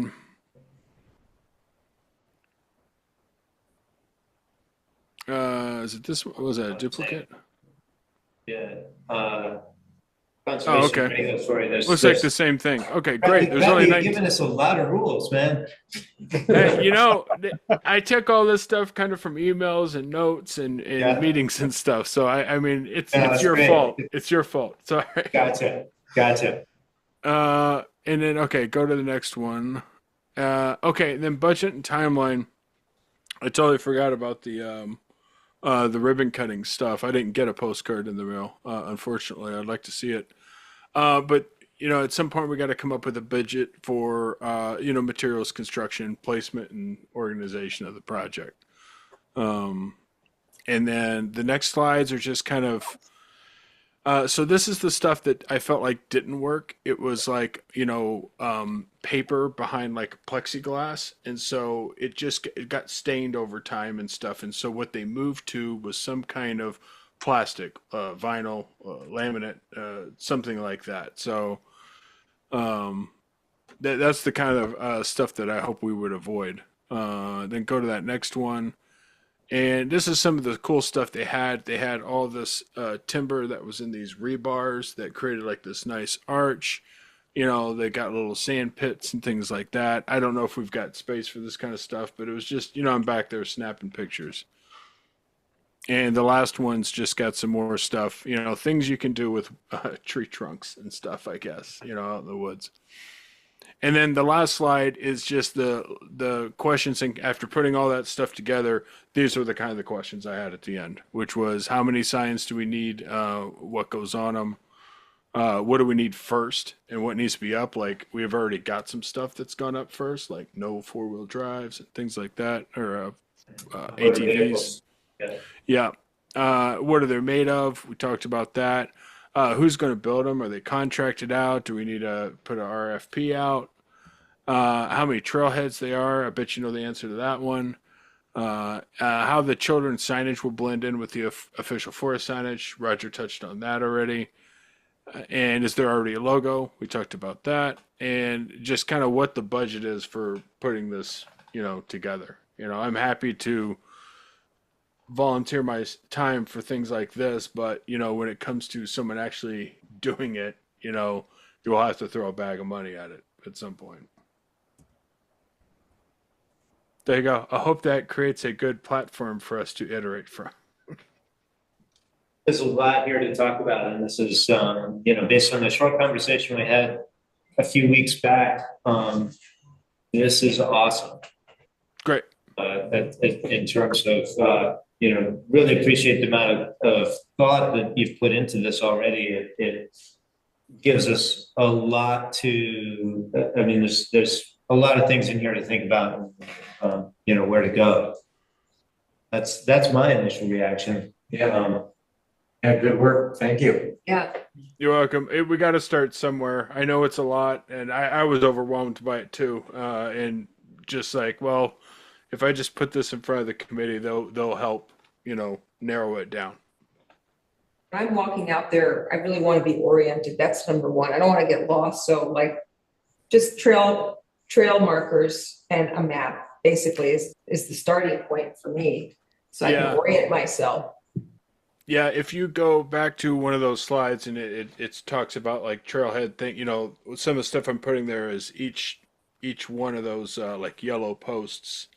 You know, it's got a full map. It's got a location of where you are on the map. You know, those things are always helpful. You know, you go to the rest stops and it's like, oh, there's the map of Vermont and I'm right there, you know.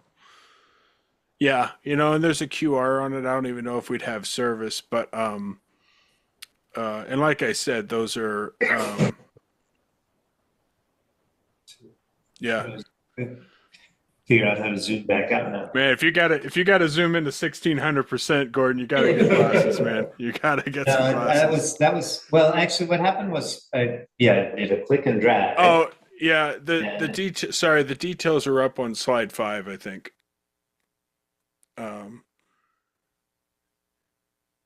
Yeah. Yeah, so the trail markers I think should be color coded, which you guys have already done. I think maybe Sinuosity did that, so that's perfect. And just including full trail map, current location, distances, and direction. Like to me, those are the big 4. We have And access again, to this. not that I know this stuff. This is just what I'm, you know, kind of observing. So Bradley, I think the thing to do is I can send this email link to the stewardship committee members. Or if that doesn't work, I can give you the list of people to send to. But if you grant me sharing rights, however, we can make sure that everybody's got access to it. Yeah, I can probably just make you an editor here. I wash my hands of it. Let's see. You'll notice my name is nowhere on this document. Okay, perfect. Let's see.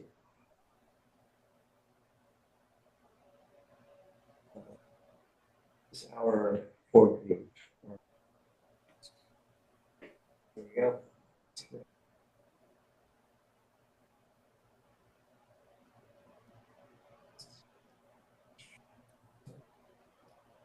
Yeah, I just poked my head into the trail as far as that sign that said no motorized vehicles.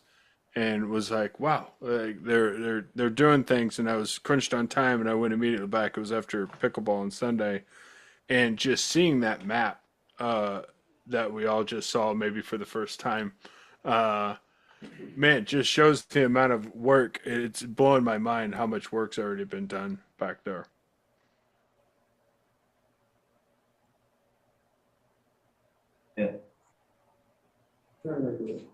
Maps. Would you want them at every uh, Y or four-way or something? Whatever. Personally? Like whatever makes sense when you come to an intersection. It's nice to have, well, a major intersection. It's nice to have that, not every intersection, but yeah. Yeah, one thing I might suggest is like, using this map and then using the 6 categories of signs that we have, and maybe we don't even use some of those. Like, wow, we never used number 5. But you just walk that map and you say, oh yeah, number 3 would be good here, a number 3 here, a number 4 here. And then we can start compiling the data we need for the signage needs. Is there a deadline we should be shooting for here? I think my thought is that, we just really need to break it down into the most essentials. And then if time permits, we can just keep adding more and more ad infinitum. I think, the most basic trail markers, color-coded trail arrows or whatever, need to go up first. A clearly marked entrance and exit, it probably makes sense. And then the next step for me would be the trail names, because we could do color-coded trails real fast without making any decision about names, and that would at least allow people to navigate the park as we decide what we want to put in the kiosk or what we want to, which townsfolk we want to memorialize. So I do think that there's a clear hierarchy of needs in terms of what we should put out. And as we add more and more bells and whistles, you'll see the costs go up as well. But I think the most essential, easily identifiable trail markers and navigation tools are the priority from my opinion anyway. You could probably do a lot with 4x4s, some rebar, and a bucket of paint. And just judging like based on what I saw at Wesselman's, who has a huge budget, apparently, they had signage from 20 years ago still up. They weren't trying to be perfectly consistent, so I would just try and stay away from. I wasn't trying to present something that's like, oh man, it'll be perfect. Like Roger's saying, like we can do some things really fast right now. Yeah, and I love the dream building too. Like I think building up, but in terms of like of course my mind is in the mindset of what do we need to get up by September 13th. That'd be a great place to start. So that's for me in terms of that. A lot of these custom signs will take time to generate. Okay. Every time I flip, I try and navigate here, I end up doing it. It makes the screen dark. It does seem like for the 13th. So a few things. One is, and I know you were here because had advertised that we were going to talk about trail names. Mm-hmm. I think considering that the meeting is supposed to go for 2 hours. I hope people can stay for a few minutes longer. Anyway, we're we're not going to name trails tonight. That's for sure. Figured it was more of a toss your chip in type of thing. Yeah. Right. Yeah. So thinking about what do we need to do for the 13th? I think we need to get a version of this map that probably isn't on the aerial photo background, but maybe on a topo map background or something. that could be easier to navigate. And I'm thinking out loud right now. So, Bradley, from your perspective as a graphic designer, or Gabe, any other inputs, maybe I'm wrong. Maybe this is perfectly is great. I know from a web content design, some of the color contrast is not sufficient for people with visual different visual abilities. So we probably want something that's got more contrast and highlights for the trails. I agree. Yeah, that blue is really not good. Yeah. Gordon, is that map geo-referenced? I'm betting it is. If you could get that and then have a way that where people could download that on their phones, that solves a lot of problems. I mean, you would know exactly where you are on any trail at any time. I'm not smart enough to know how that can be done, but if we could get something like this, something on a kiosk that you point your phone at and it somehow downloads the geo-reference map to your phone. Wow, that would be cool. I don't know on this map. This is made from Map Plus. It's just you gotta buy it, and then he put markers and draw those markers a little bit, and critiqued it while I was walking out there. But I use Onyx Off-Road, and when you download their maps, you can see in live time where you are. Exactly. Yeah. Events is free though, right? Events is free when you have a limited number of maps. You have like 20 maps or something you can get, so it's not a painful limit. I don't know. We could probably put a QR code for Avenza on a kiosk. Yeah, some. Would you do paper maps too? If they have it in the state parks? Yeah. Like they have maps of hardwood trails, for example. I feel like One sheet. Get some handouts for celebration. Yeah. I think the trail map that you get at the Craftsbury Outdoor Center, although it's not elaborate, I think that it's very adequate in terms of helping people find where they are. So in my mind, it's like something along, I have a really like crinkled copy that I kept in my pocket. It's from Outdoor Center. Yeah, the Outdoor Center. And, it's like, I don't have any problem finding my way on the paper map, but we could do like a suggestion where we have a map in that style. And it has, it doesn't even have contours in it. It's really just like water features and roads. And then the trails are, it's like, they're laid out like this on this map, but all the other features are kind of removed. So you can just see the trails. Just have a map that they can get a photo of at the entrance. And then they could just use the photo to navigate or reference while they're inside the park there. Mm-hmm. And if we want to get really tricky, we could nest the QR code in that image. So they've taken both pictures at the same time, whether or not they're serviced, they can always go back to that QR code later. Yeah. That's cool. So my inclination is that having some kind of, having a trail map that we could print and distribute is probably as good or better than the hats in terms of getting generating buzz, Sounds so to good. speak, and also in terms of being useful for the event. All right.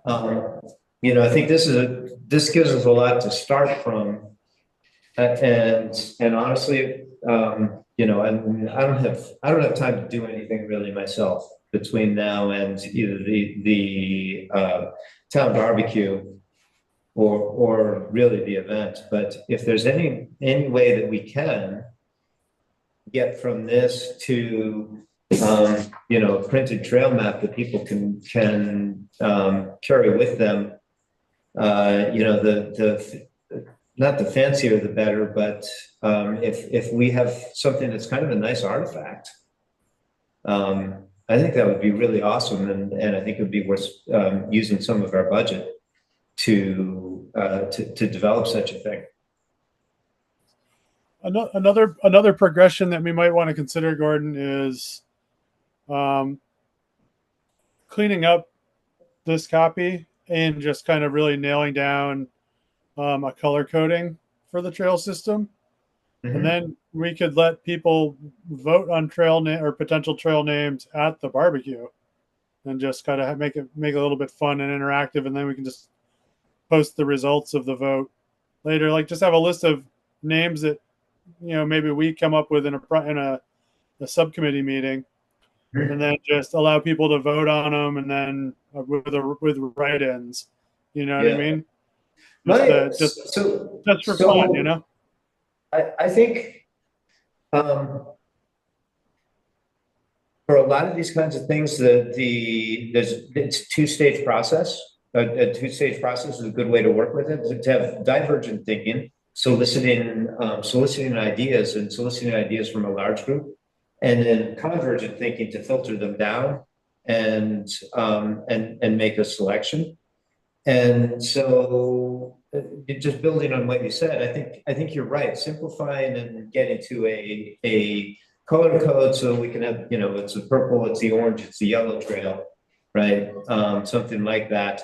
And then we could have a suggestion box or a website to submit suggestions or something, and collect people's ideas for a while. We obviously have to have a filter for it because there will be some people that have lots of interesting ideas that maybe we don't want to pronounce in public. And then then maybe we get to a short list and put that short list out to a vote, which means that we won't have trail names. It'll take a while to get trail names. I would think that the solicitation collection period might last, a month anyway. Yeah, I feel like a few weeks is too short for people to get out on the trails and come up with anything other than just sort of a superficial quick thing. Yeah, we might have to do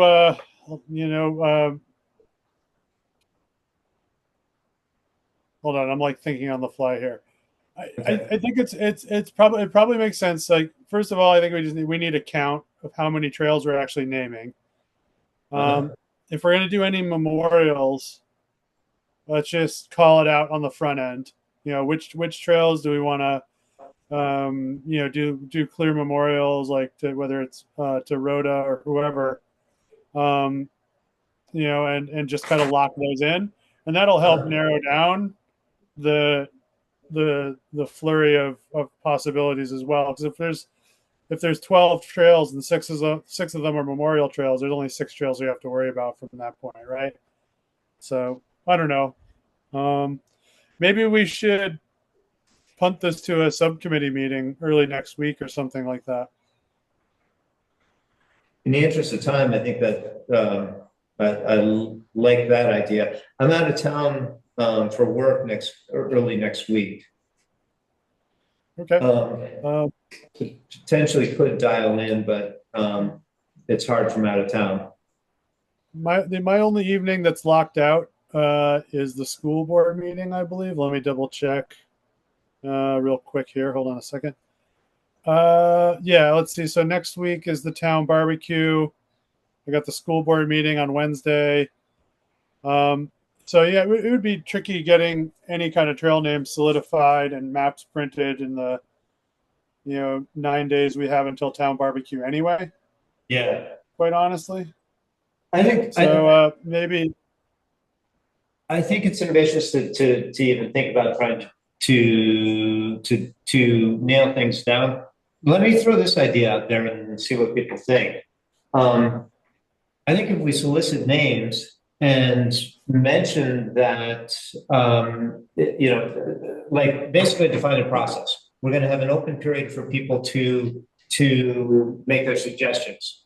We'll have a committee meeting to review the suggestions and come up with a short list, right? And then we take our short list and assign names to, basically have a short list and then put those out for votes. Or more public input. Or maybe, that's the other possible process is, we take all the suggestions and we as a committee to just pick, having taken everybody's suggestions, we make our decisions. Well, could we try the town barbecue? Just getting suggestions and then Yeah. we go from there and then we either narrow it down for another vote in September or something, or we just pick. I guess we could, make that decision. But seems like town barbecue is a good time to just, hey, write some, if we have a box with, like write something down, put it in, and then we And then, see how that goes. and I think we could, certainly the town barbecue, and I think we should leave it open for longer. The thing that I'm thinking I forgot to mention is we can tell people that we will encourage we should encourage people to think of names that honor especially Leon and Rhoda. And could also say your brother's name was Crosby's Corners. That's what I was kind of thinking. For where that yellow turns into that Rafe and Ride dark and blue, because it's radness both ways. Oh yeah. But Brick did tell me that they did want to name a couple trails after her. Or about her. Rhoda. Yeah. Yeah. I can remember her name. Yeah.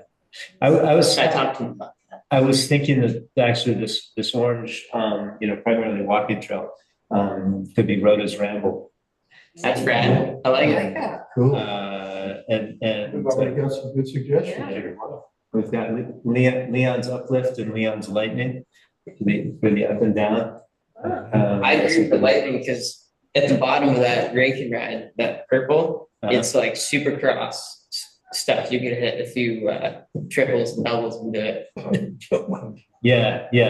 That's Right after all three of those bridges. It's like lightning fast through there, yeah. It's scary. Yeah, that part's that's one place where we might want some caution signs actually. Is thinking. Yeah. Yeah, you get charging. What is the dark blue on there? Is that a trail? So Right over here. Yeah. Yeah. What is that? the start That's a of trail. that is a little rake and ride. There's this 45-degree berm into this other loam kind of berm, and then it turns into machine built slope style. So to say that in terms I it's something to do for mountain biking. Yeah, so the first part of it is hand built, and once you drop, there's these like past the cool red. valleys that swoop down, and after you swoop down the first, which is the biggest one, that is all machine built after that, down to the road, Okay. down to those two orange squares. Those are bridges. Oh, so you just keep going. Yeah. Yeah. I don't think they actually put in a bridge. I think they just cleared it and called it good, though. So that's not something you would hike. You would be on a bike. Those would be bike trails. Those are probably one-way bike trails with a warning sign at the bottom saying one-way not Yep. bike trail. That dark red, that is a walking and a biking trail both ways. Okay. So But that, the only primary hiking trail is that orange.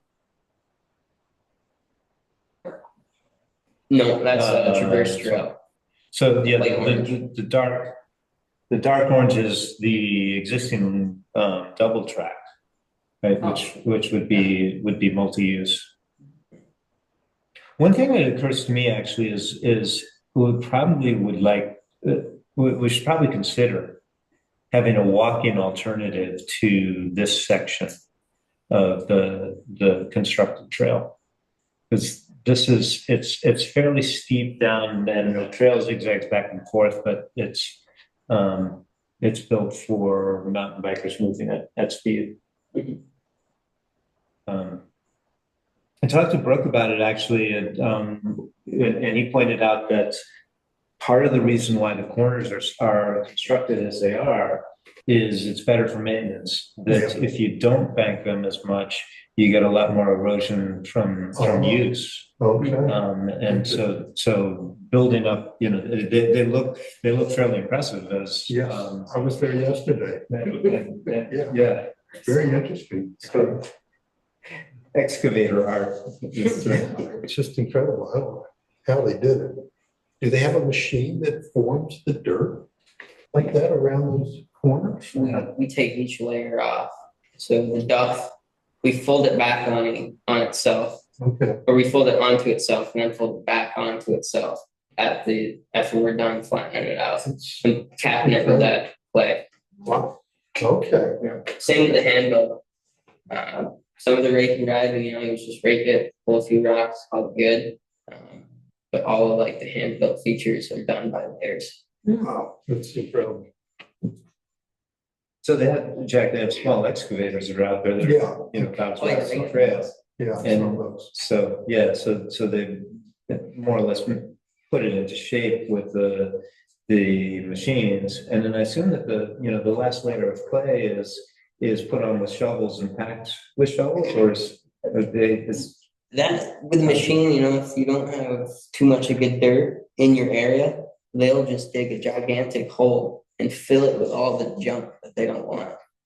Like all the junk dirt, and they will keep digging that hole until they have enough gold clay or gray clay to lay it out. Most of it's probably like a key thick and good clay. But the handle is thin because we're 5-gallon buckets and walking it up. When we're digging a hand built hole. That's what we did on that. The up trail of that purple line. okay, yeah, the climb trail.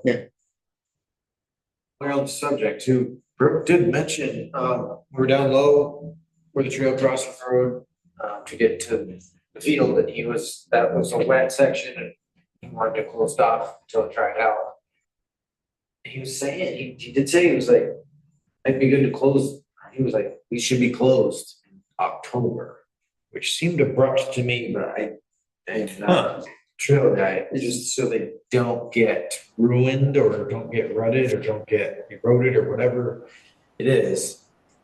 October, I guess, being wetter, there's less leaves, the trees aren't taking moisture up as much, I'm assuming. So I don't know if that's just for the first year this year to give them time, or if that's every year he's thinking that, but we might want to check in with him about that, because he did say that to me. And what area on the map was that? That would probably be through this area here. Yeah. It's wet. It was kind of right before it was closed. It was right before the East Elmore Road, the section that we didn't want anybody on. So a couple weeks ago. Yeah. I thought he was saying all the trails in October should maybe just be shut down. Huh. There's a little seepage at the last Yeah. switchback He there. wasn't too concerned. He was like, down here. let's sit for a Yeah. week, it should dry out. When you ride on it, you'll see a whole bunch of like rocks Uh-huh. that you'll go over, and water runs right through the crevice of those rocks. Okay. Just from the wall and a little bit of the ground. There's a few spots right where that hiking trail is. They had to put in a culvert. Yeah. It's bad. Like you would sink almost a half inch just stepping on it. What are the little squares? Bridges. Bridges. Yeah. Okay. Or potential bridges. This was his first map, so Okay. some of where the squares are, there won't be a bridge. Some will. Send me a copy of the. Yeah. Yeah, it's in the folder for tonight's meeting. Good. So you'll have access to it. So okay, we're 20 minutes over time.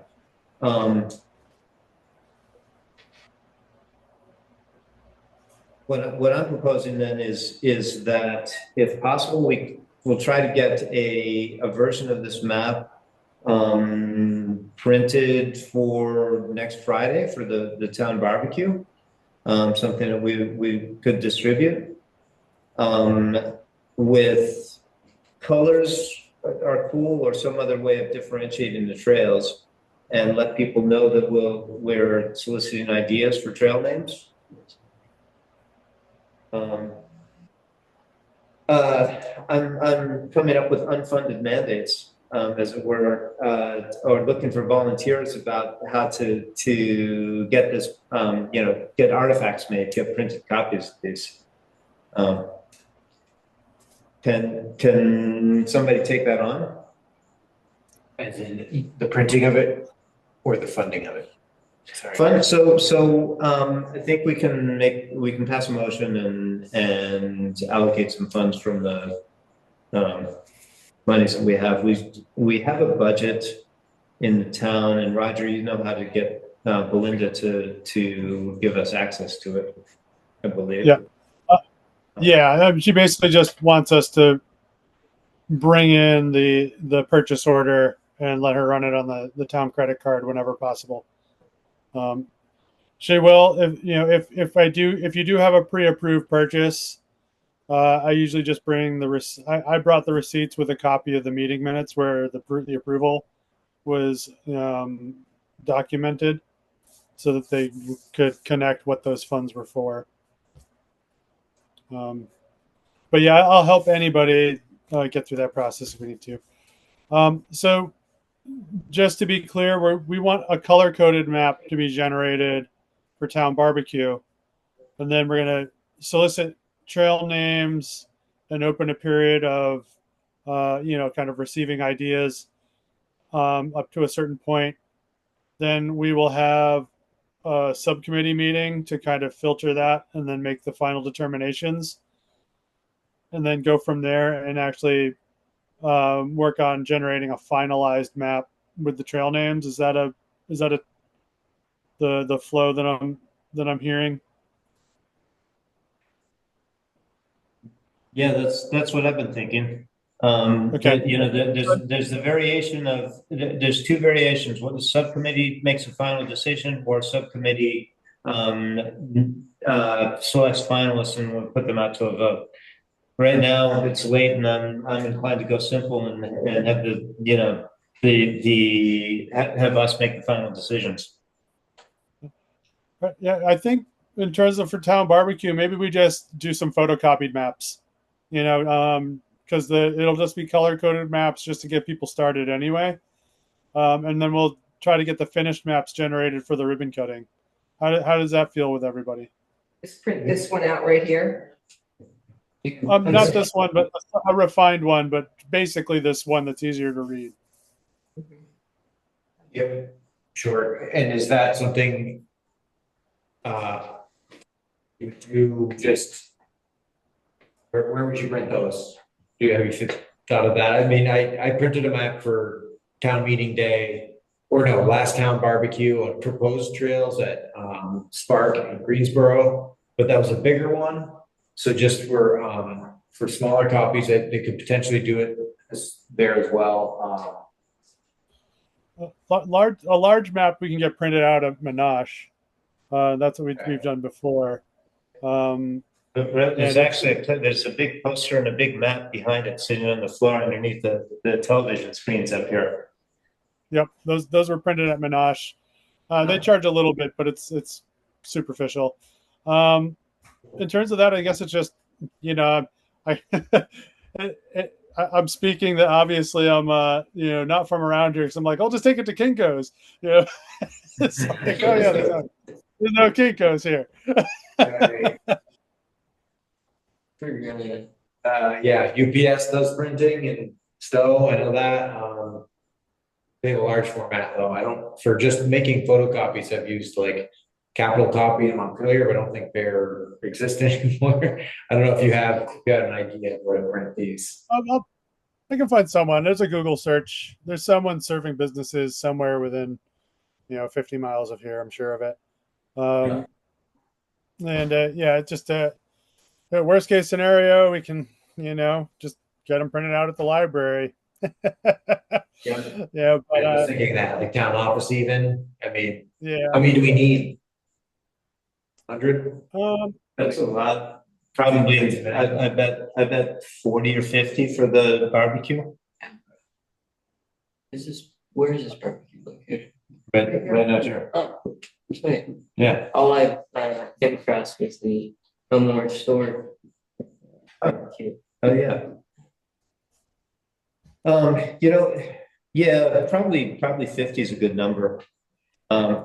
It'd be, at this point, I'd say it'd be good to take one down to the sports stores and maybe to Hank, at Chuck's Bikes and Power Play and the new bike store in Hardwick. Be a cool thing to have copies posted out there. I have a question. Could you have these maps with a little bit of detail telling you what it's about and mailed to people in the town? We could. I mean, it's possible to do. I just didn't know if for getting the word out. Uh-huh. Not many people come to the barbecue and they might not be interested, might not be, send it to them and they might, you might hear from them or. Mhm. This gets talked about sometimes, that's, we have like, what, 1,200, well, maybe not, Yeah. 1,300 people in the town, so there's maybe not that many houses, but it's a little bit of a cost issue, but I don't know, the budget, it's just because the number can be high if we're doing, then you gotta pay the postage and it can just be expensive.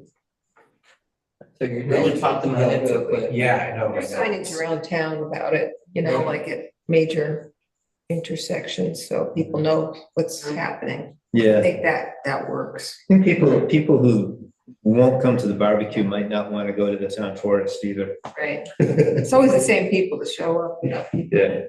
True. are involved. Mhm. I think if we have a bunch of these printed up, and they'll circulate, right? Some of them will not circulate for long, and others will circulate for a while. So I guess maybe next Friday at the barbecue, we'll begin collecting names. We can take them in print.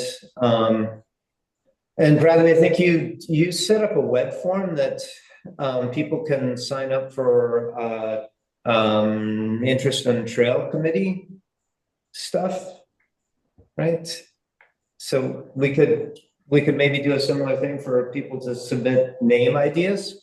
Oh, yeah, sure. Okay. Within my wheelhouse. No ideas without bodies.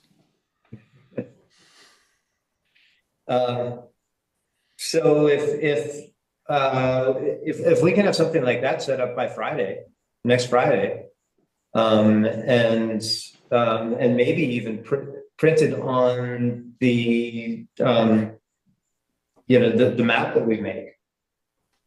So it says, submit your names here at this address. Yeah, send them to /forest. That'll get them everywhere. Okay. Okay. So is this all, Roger, are you the only person who's able to do stuff to make this happen, or do you need help? I should probably take on, and there's a couple different steps that need to be done. Worst case scenario, we'll just print what we have, right? Yeah. But if we're going to try to clean it up a little bit in the next couple of days to make it a little bit more readable, just so that people can feel more in control of their surroundings when they're traversing the trails following the barbecue. And then we just need a date, a hard stop that, wherever we get these things. When we'll stop accepting ideas? Yeah, because we're going to need a hard stop. And the printer is going to have to expect our order so that they can generate, a couple hundred maps or whatever we're going to generate by the time we go live on the 13th. All right. So there's no guarantee that we're going to get next day service. They're probably going to want a lead time. So we're probably going to want to stop thinking about names somewhere around the 1st of September. I don't So the personally barbecue- feel like we have to have our names by the 13th. But if everybody else feels differently, I'm convincible. I mean, we don't necessarily need our names by then, but it might have a stronger impact. Like when we have the speakers talking, like we might have someone from Rhoda's family up and speaking, and then they can go out and traverse Rhoda's ramble. It'll have more meaning. You know what I mean? Mhm. But I just don't. I don't know if there's going to be much value in having a 30-day process collecting names. The people who are interested are going to sound off sooner than later. That's just my opinion, but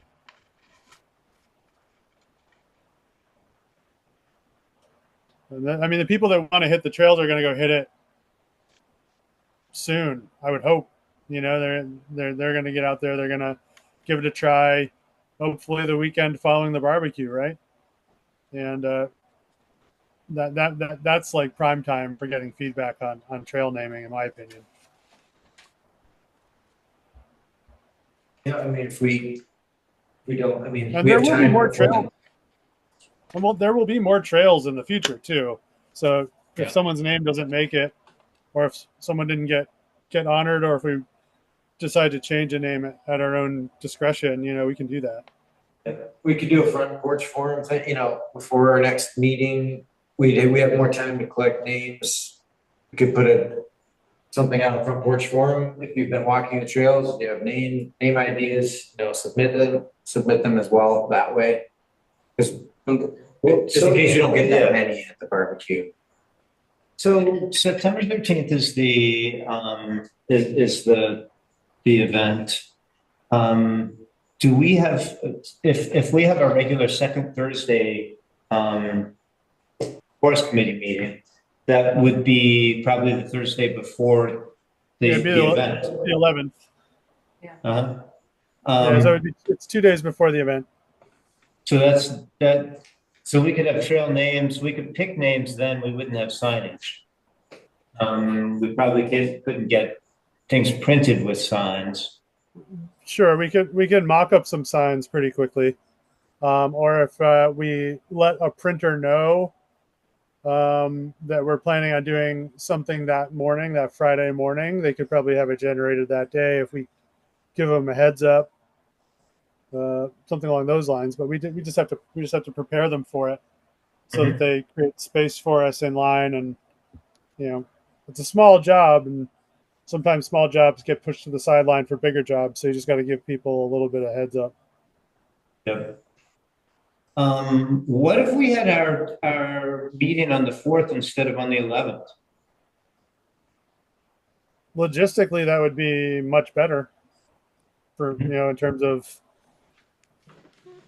coming to some decisions with enough lead time. Yep. Labor Day is Monday. It's so the 4th, everybody's going back to school and stuff. And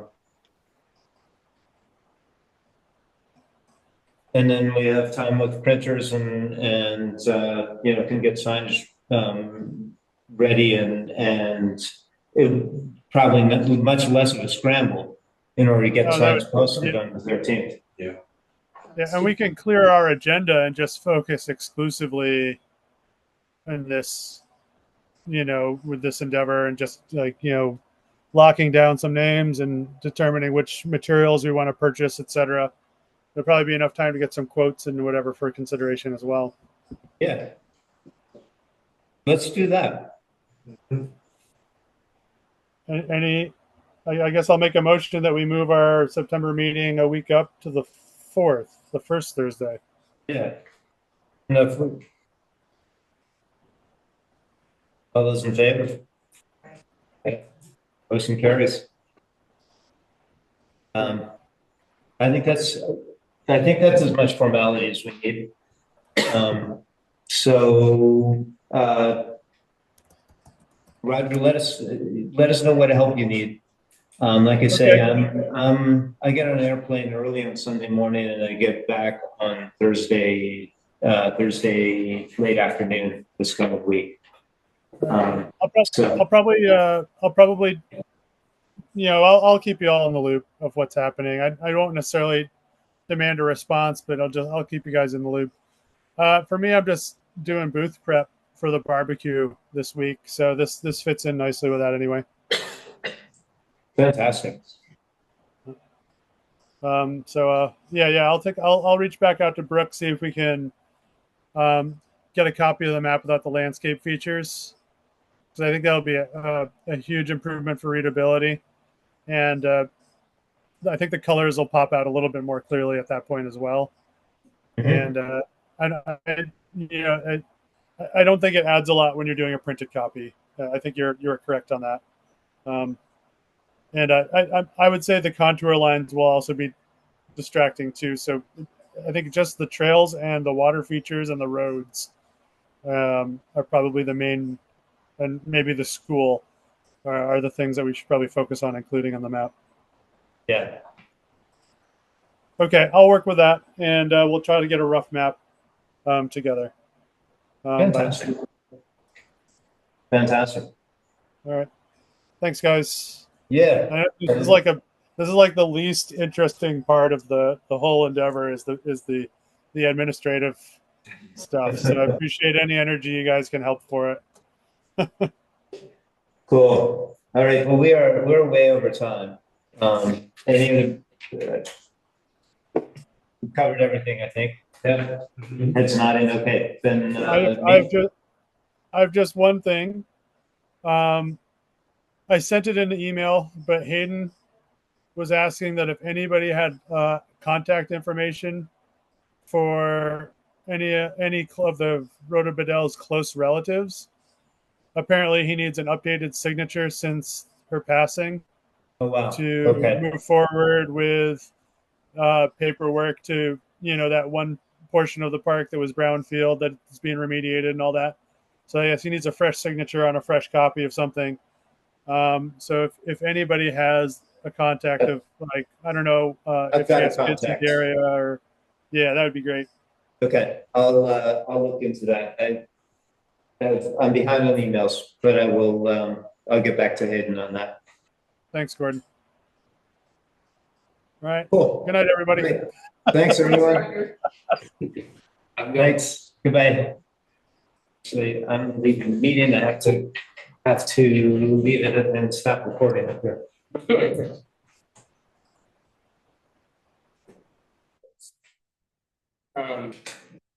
Hey, Gordon, if I talk to my